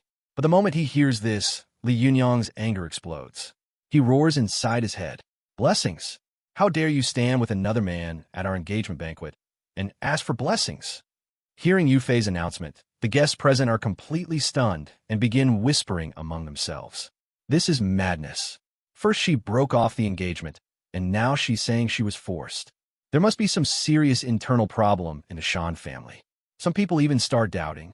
I'm starting to think that the car accident of the Shan family's eldest son might not have been an accident at all. People mock the Li family, saying, "The engagement is theirs, but the bride is standing with someone else." How humiliating. Hearing all this, Li Yunyang's father storms forward angrily and lashes out at Shan Jinghua. "Shan Jinghua, has your family come here to put on circus? Give me a proper explanation right now, or this won't end here." Seeing trouble coming his way, Shan Jinghua panics and pleads, "Brotherly, please calm down. This must be some misunderstanding." Then he turns around and yells angrily at Yufei, "Yufei, do you even realize what you're doing? This path will lead you to ruin." But Yufei doesn't back down after hearing her uncle's threat. She fires back, "I made this decision after thinking it through very carefully. Being forced by you to marry this animal disguised as a man, Li Yunyang, that would have been my real ruin." She steps closer to Fan and announces to everyone, "I brought Brother Fan here today so everyone can know that even if Brother Fan stays foolish his entire life, I will always stay by his side and love him." Hearing Yufei's emotional words, Fan doesn't feel touched. Instead, he grows suspicious and thinks, so this was her real plan. She wants to use me as a scapegoat to escape the consequences, and now she's trying to repair our relationship. It's already too late. Meanwhile, whatever little dignity Li Yunyang had left is completely shattered. He explodes in rage. "You shameless woman! You two adult lovers dare to flaunt your affection in front of everyone." He orders his guards, "Attack them. If I don't teach you a lesson today, how will the Li family ever hold its head high in this city?" He glares at Yufei and says, "Shan Yufei, I treated you so well, yet you still want to stay with this idiot?" The moment he calls Fan an idiot, Wang Fuguwei completely loses control. He steps forward and punches Li Yunyang hard, sending him flying backward. Seeing Li Yunyang fall to the ground, Wang Fuguwei points at him furiously and says, "I warned you. If you ever call my brother an idiot again, I'll hit you every single time and teach you a lesson you'll never forget." Li Yunyang, in pain and rage, can't even speak properly. Wang Fu, seeing this, Li Yunyang's father turns red with anger, rushes forward, and shouts, "Wang Fuguwei, even your father shows me respect. How dare you lay a hand on my son?" He immediately orders his guards, "Guards, teach this brat a proper lesson." Seeing so many guards advancing, Fan grows worried and thinks, there are too many martial artists here. Fuguwei alone might not be able to handle all of them. But before the fight can begin, Lord Li Hu steps in to stop things and says, "Why are you all shouting? Have you forgotten how to talk like civilized people?" Hearing this, Li Yunyang's father snaps in shock and anger. Civilized? You, the most uncivilized one, are talking about civility. In response, Li Hu's men pull out machine guns and point them at the father and son. Li Hu then threatens coldly. Below the Grandmaster realm, I decide who I want to be civilized with. Seeing Li Hu's power, Li Yunyang's father starts sweating profusely and finally backs down. Fine, you win this time. Once things calm down, Li Hu says to Fan, "Young Master Yi, let's go back." Seeing this, Yufei secretly breathes a sigh of relief and thinks, even after becoming an idiot, Brother Fan still managed to gather such powerful backing. Looks like I didn't misjudge him. But suddenly, from behind, Shan Jinghua grabs Yufei's hand and stops her. He shouts and pulls out his phone, showing her the screen. On it, one of his men is visible. With one signal from here, your father will be finished. He adds coldly, before making your final decision, go see your father's condition in the hospital. Seeing her father on the screen, Yufei panics and asks, "Second uncle, what are you trying to do?" The uncle laughs sinisterly and says, "You forced my hand. Don't worry. This is just a mild poison that will ensure your father never regains consciousness. If you can watch him die, then go ahead and be with this idiot." Yufei screams through her tears, "Shan Jinghua, he's your elder brother." The uncle snaps back. So what? Why did the old man give the company to him? Why should the eldest son always control the Shan group? Today, it's finally my turn. Then he tells Yufei, "I'll give you 10 seconds to think. Take back your words and quietly marry young Master Li. Otherwise." Hearing this, Yufei angrily shouts, "You despicable." But inside, she completely breaks down and thinks, "I thought I could finally be with Brother Fan." Helplessly, she turns toward Fan. "Brother Fan." Fan silently asks himself, "Yufei, what will you choose?" Just then, Li Yunyang jumps in mockingly and sneers. "Fan, you brainless fool. You still have delusions about being with Yufei? Keep dreaming." Seeing Yufei distressed, Fan asks, "Yufei, what happened?" Li Yunyang seizes the opportunity and thinks, "This idiot can't beat me." From this distance, even Wang Fugue won't be able to save him. He suddenly attacks. "Today I'll knock some sense into you." But Yufei rushes forward, shielding Fan, and shouts, "Li Yunyang, don't you dare touch my brother Fan." Seeing this, Fan falls completely silent. As Yufei steps forward, Li Yunyang becomes even angrier and yells, "Why wouldn't I dare? This idiot ruined my engagement banquet. He has to pay the price." He continues, "Perfect timing. I needed an excuse to deal with this family anyway." Sensing Li Yunyang's intentions, Fan confirms inwardly, "Just as I thought. This man has truly been targeting the Yi family." Seeing Li Yunyang's arrogance, Wang Fugue, Sha Hao, and Li Hu all flare up in anger and shout, "How dare you?" They are just about to step forward when he stops them with a look and thinks to himself, "Don't interfere. I'll handle this myself." Seeing this, Xiao also understands. Meanwhile, Yifan has already made up his mind. Now is the time to give the Li family and their backers a solid warning. Just then, Li Yunyang lunges at Yifan and mocks him. "Idiot, stop hiding behind a woman like a coward. I'll send you to meet your brothers." Hearing this, Yufei panics and screams, "No, stop!" But she still doesn't move aside. Instead of being scared, Yifan pretends to go crazy and says, "You'll send me to my brothers? Young Master Li, you're really such a kind person." As he says this, he steps forward. From behind, Yufei screams even louder, "Brother Fan, no." At the same time, Li Yunyang charges into attack. Seeing this, Wang Fugue shouts angrily, "Bastard, how dare you?" But Xiao stops him and says, "Young Master Wang, wait." Amid all this chaos, Li Yunyang yells "Die" and attacks Yifan. But Yifan dodges first. In the very next moment, he grabs Li Yunyang's arm and asks calmly, "Young Master Li, are you helping me kill a mosquito?" But I don't see any mosquito on my face. In the blink of an eye, Yifan swiftly inserts a needle into Li Yunyang's arm and activates the technique Mysterious Flame Corrosion. Struck by sudden pain, Li Yunyang staggers back and screams in panic. "What happened? Damn it. What did you do to me?" Seeing his condition, Yifan pretends to be innocent and says, I didn't do anything. Did mosquito bite you?" Clutching his arm in pain, Li Yunyang groans. Why are you pretending? My arm. But then he becomes confused himself and thinks, how is this possible? I clearly felt like my arm was about to break.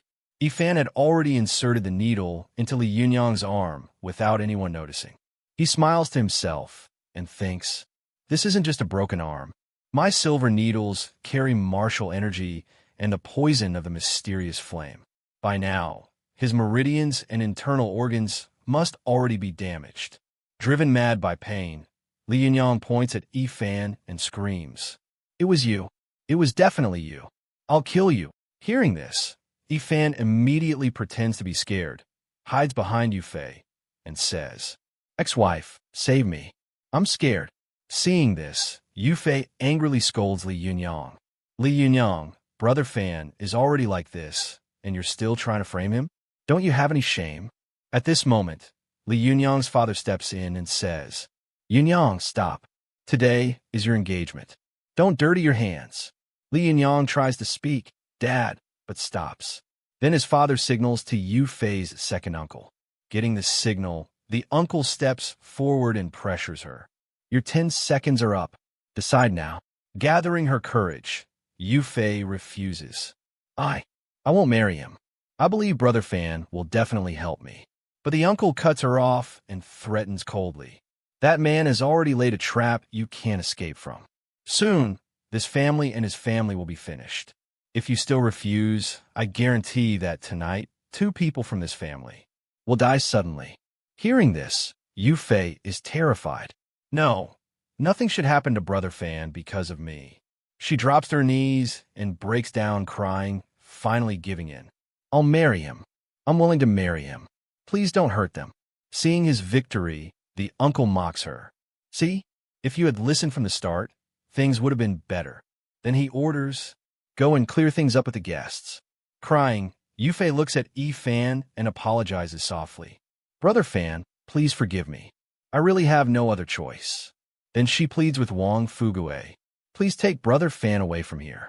I'll ensure his safety and won't let Li Yunyang harm him. Wang Fugue asks sadly, Sister-in-law, why are you suffering so much? Yufei only replies, go, leave now. This is just my bad luck. Brother Fan and I were never meant to be together. Hearing this, Xiao calls out, young Master Yi. But Yifan suddenly looks at Li Yunyang and says loudly, he's sick. Young Master Li is sick. He can't get a wife. Hearing this, Li Yunyang roars, you're sick. Your whole family is sick. Guards, throw them out. But Yifan walks out on his own, humming cheerfully. Now, this is getting interesting. Someone's going to die. Someone's going to die. Hearing this, the uncle just shakes his head. A fool can only talk nonsense. Outside, Wang Fugue anxiously asks, Brother Fan, are we really just leaving like this? Sister-in-law looked so miserable. Xiao quietly says, considering young Master Yi's capabilities, I think Li Yunyang's condition might be. Meanwhile, Yufei suppresses her emotions, walks onto the stage, and lies to the guests with an apology.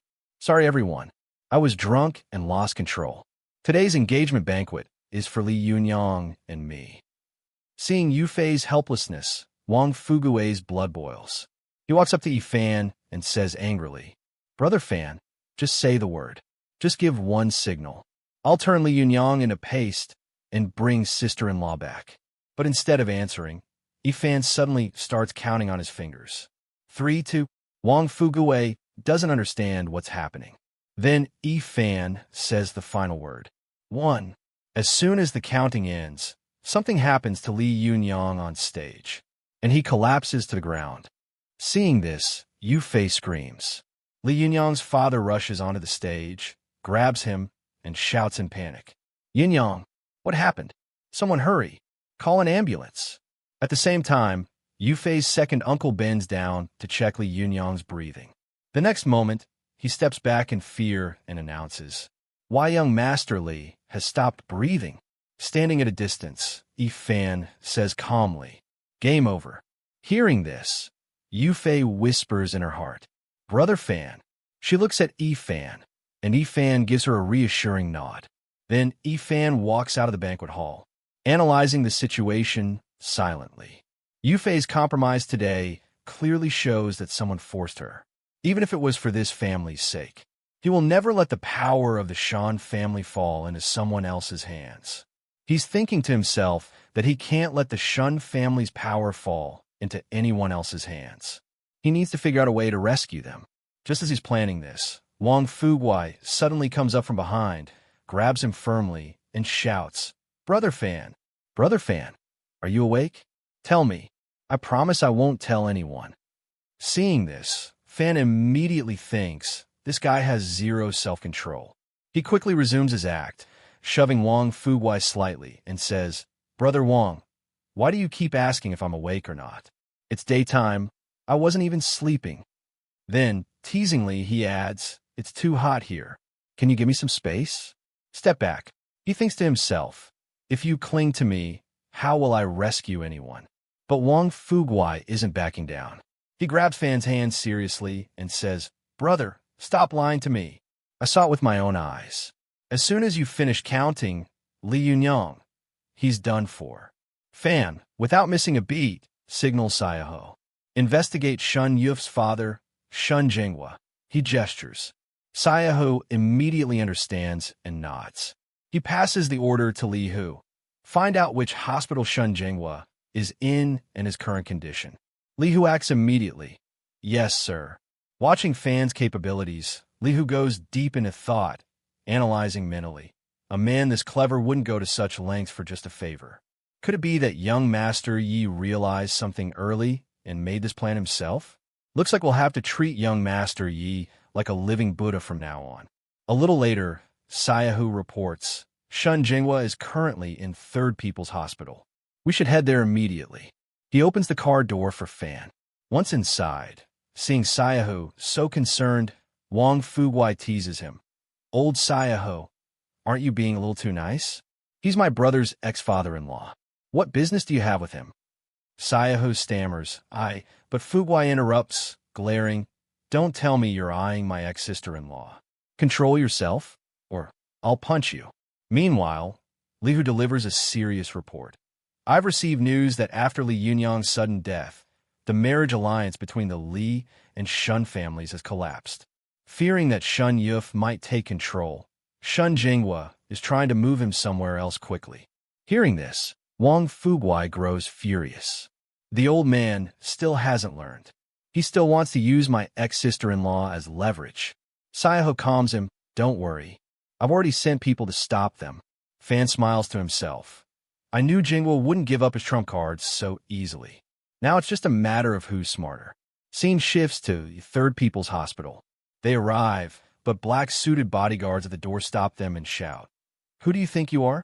No one takes Shun Jinghua from here without President Jinghua's order. Seeing this arrogance, Wang Fuguai roars, Orders?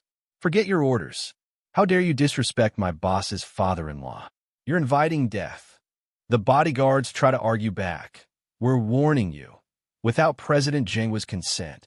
Before they can finish, Wang Fuguai punches one of them, calling them useless trash, and takes out the rest himself. Path cleared. He says, Brother Fan, let's go inside. Xiao, watching Wang Fuguai's power, is stunned. Even this simple-minded brute, with young Master Yi, can't be underestimated. Fan rushes inside and locks the door. Outside, Wang Fuguai bangs on it, shouting in confusion, Hey, why did you lock the door? Inside, the scene is serious. On the bed lies Shun Jinghua, patriarch of the Shun family and Yuf's father. Fan checks his condition carefully and analyzes in anger.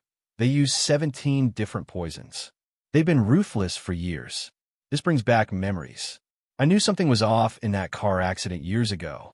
The injuries looked superficial, but they used a compound of 17 poisons to keep Jinghua unconscious all this time. Fan realizes the situation is extremely delicate. Even a tiny mistake during detox could have killed him. But a confident sparkle appears in his eyes. Although the inheritance from the dragon pattern pendant can't be defeated by ordinary poison, I can handle this. He draws his needle and activates his technique. 13 ghost needles converge. As the needles enter Shun Jinghua's body, their effect is immediate. The poison begins to purge from his body.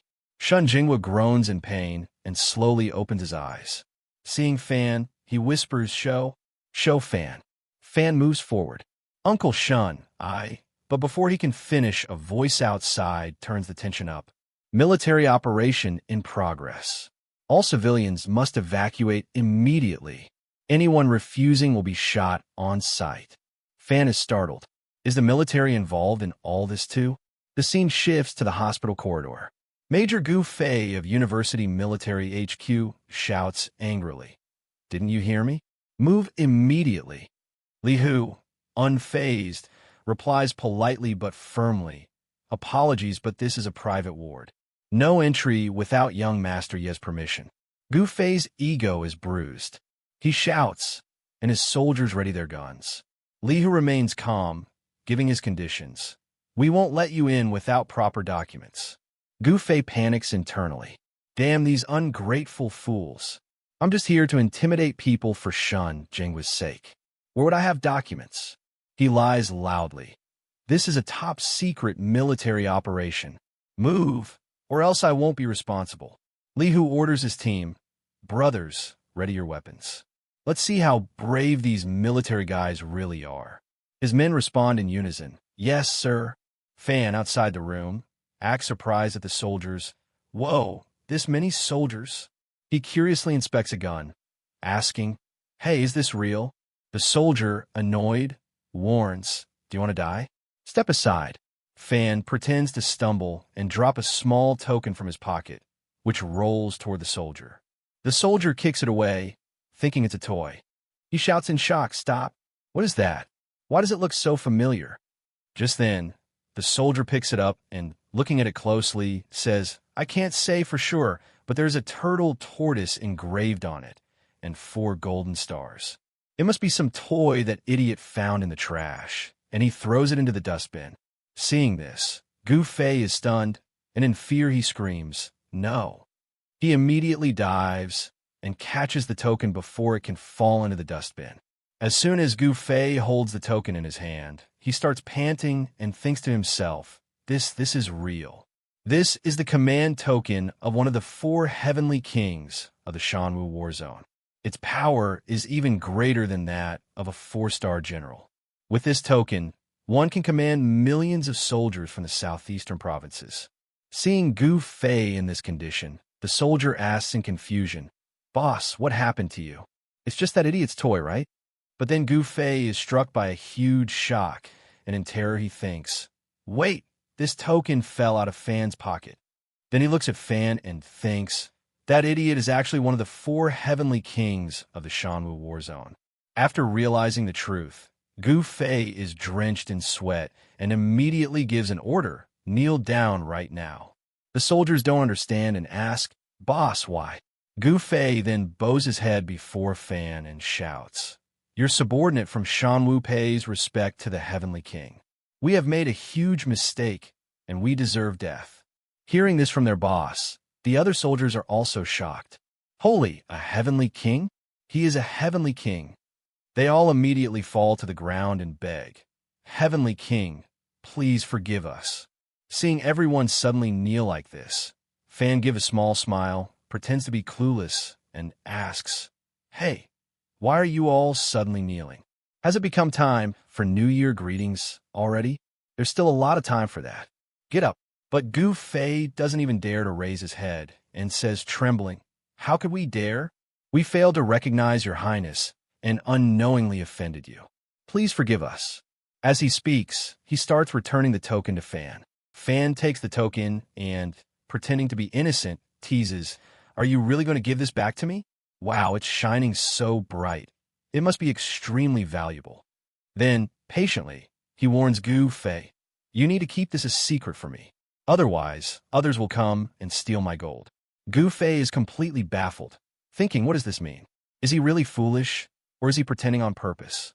Suddenly, Fan's expression changes. He stares at Gu Fei, dead serious. The intensity of that look sends a jolt through Gu Fei. This young master of the Yi family isn't foolish at all. He's just pretending to be. After realizing the truth, Gu Fei bows respectfully. Yes, sir.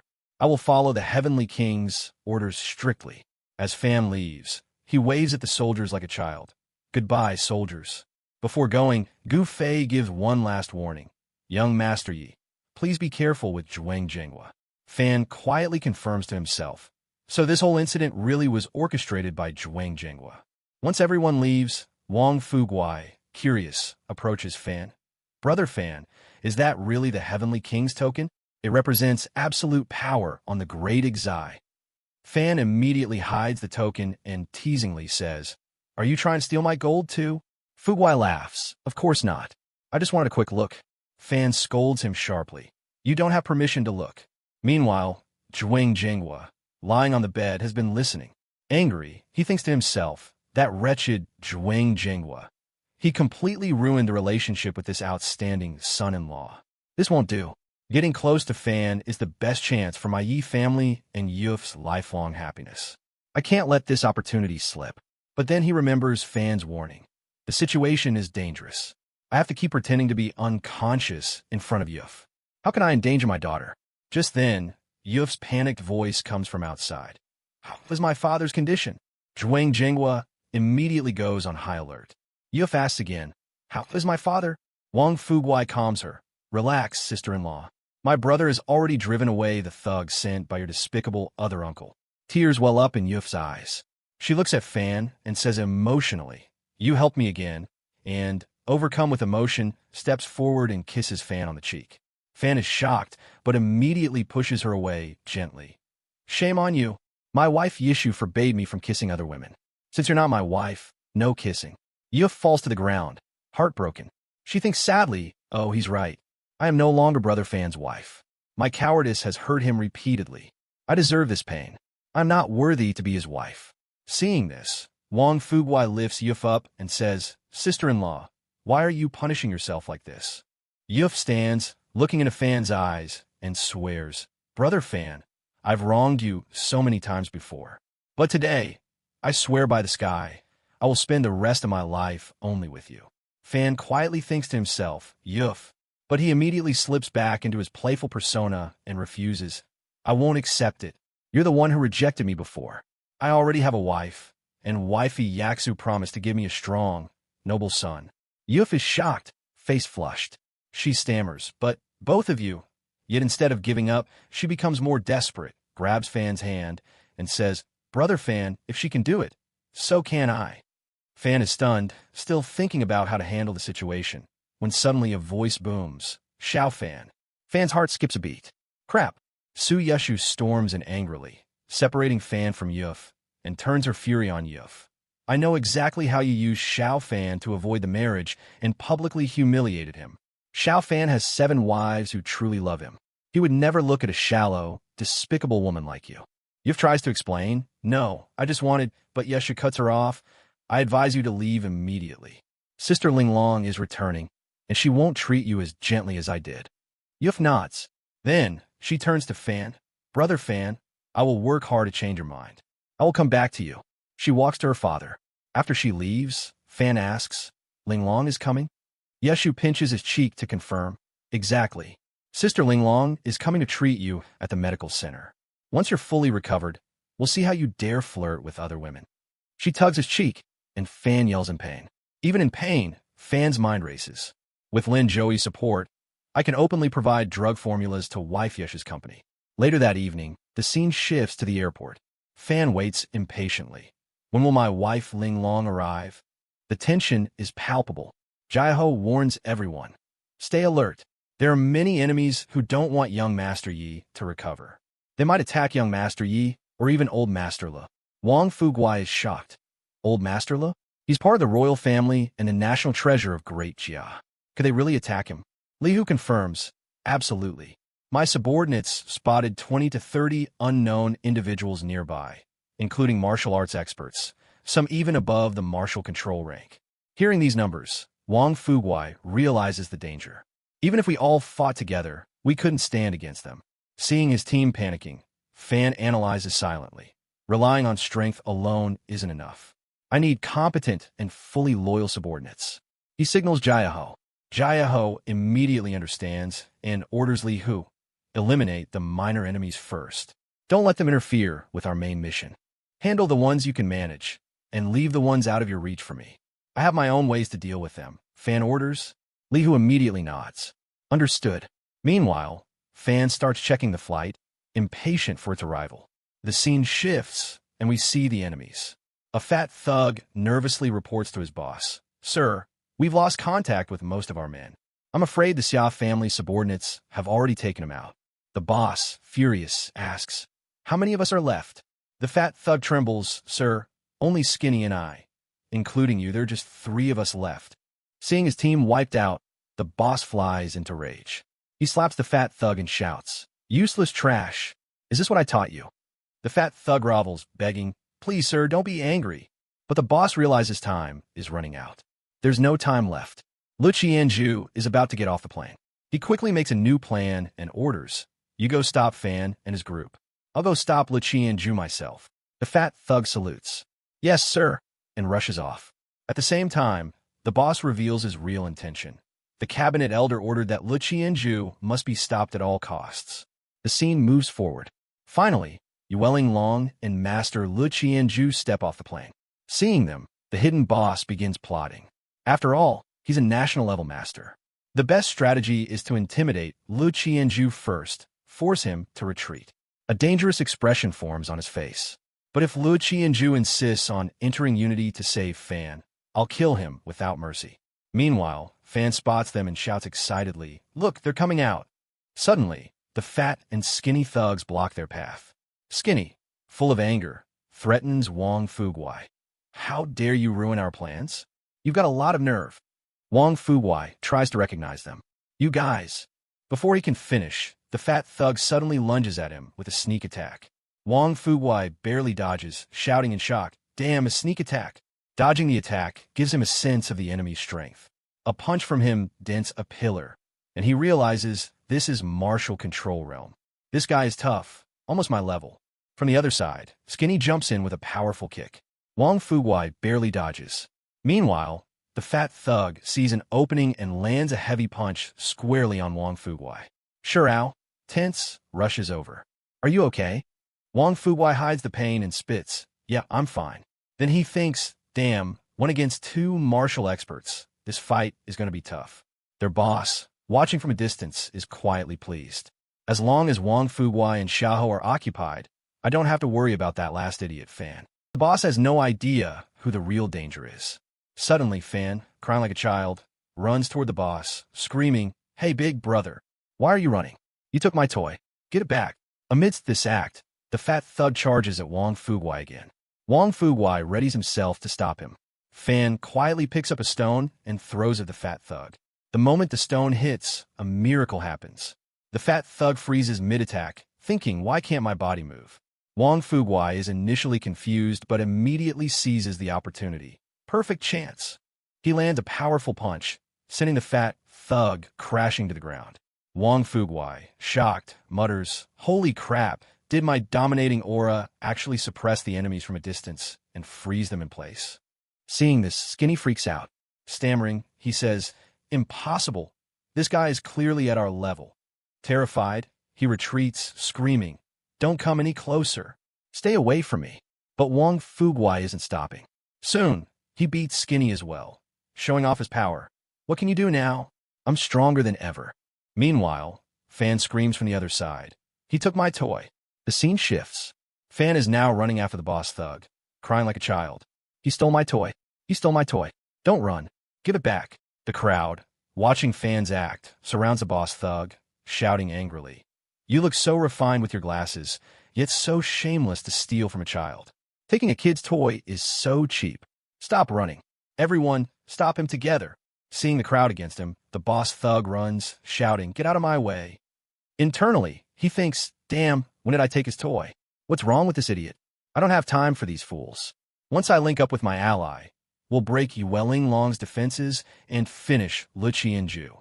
He looks back. Fan is still right behind him. "First, I need to shake this idiot off." He activates his special technique to escape, divine movement, Jian release, jumping forward confidently. This light movement technique is my signature skill. He won't catch me, but the boss's mind is blown. Fan is still glued to his heels, shouting stubbornly, "Give me back my toy! My toy!" The boss is completely shocked. "How are you still right behind me?" Fan teases, "Big brother, why are you running? Are you guilty?" The boss panics. "No, I can't get distracted. I have to catch Lu Qianju." Seeing Lu Qianju ahead, he shouts, "Old Master Lei," and starts running, but Fan suddenly grabs his leg, pulls him down, and gleefully shouts, "Yes! Finally I got you. Give me back my toy." Yueling Long, standing nearby, watches in shock. "Fan, why are you here?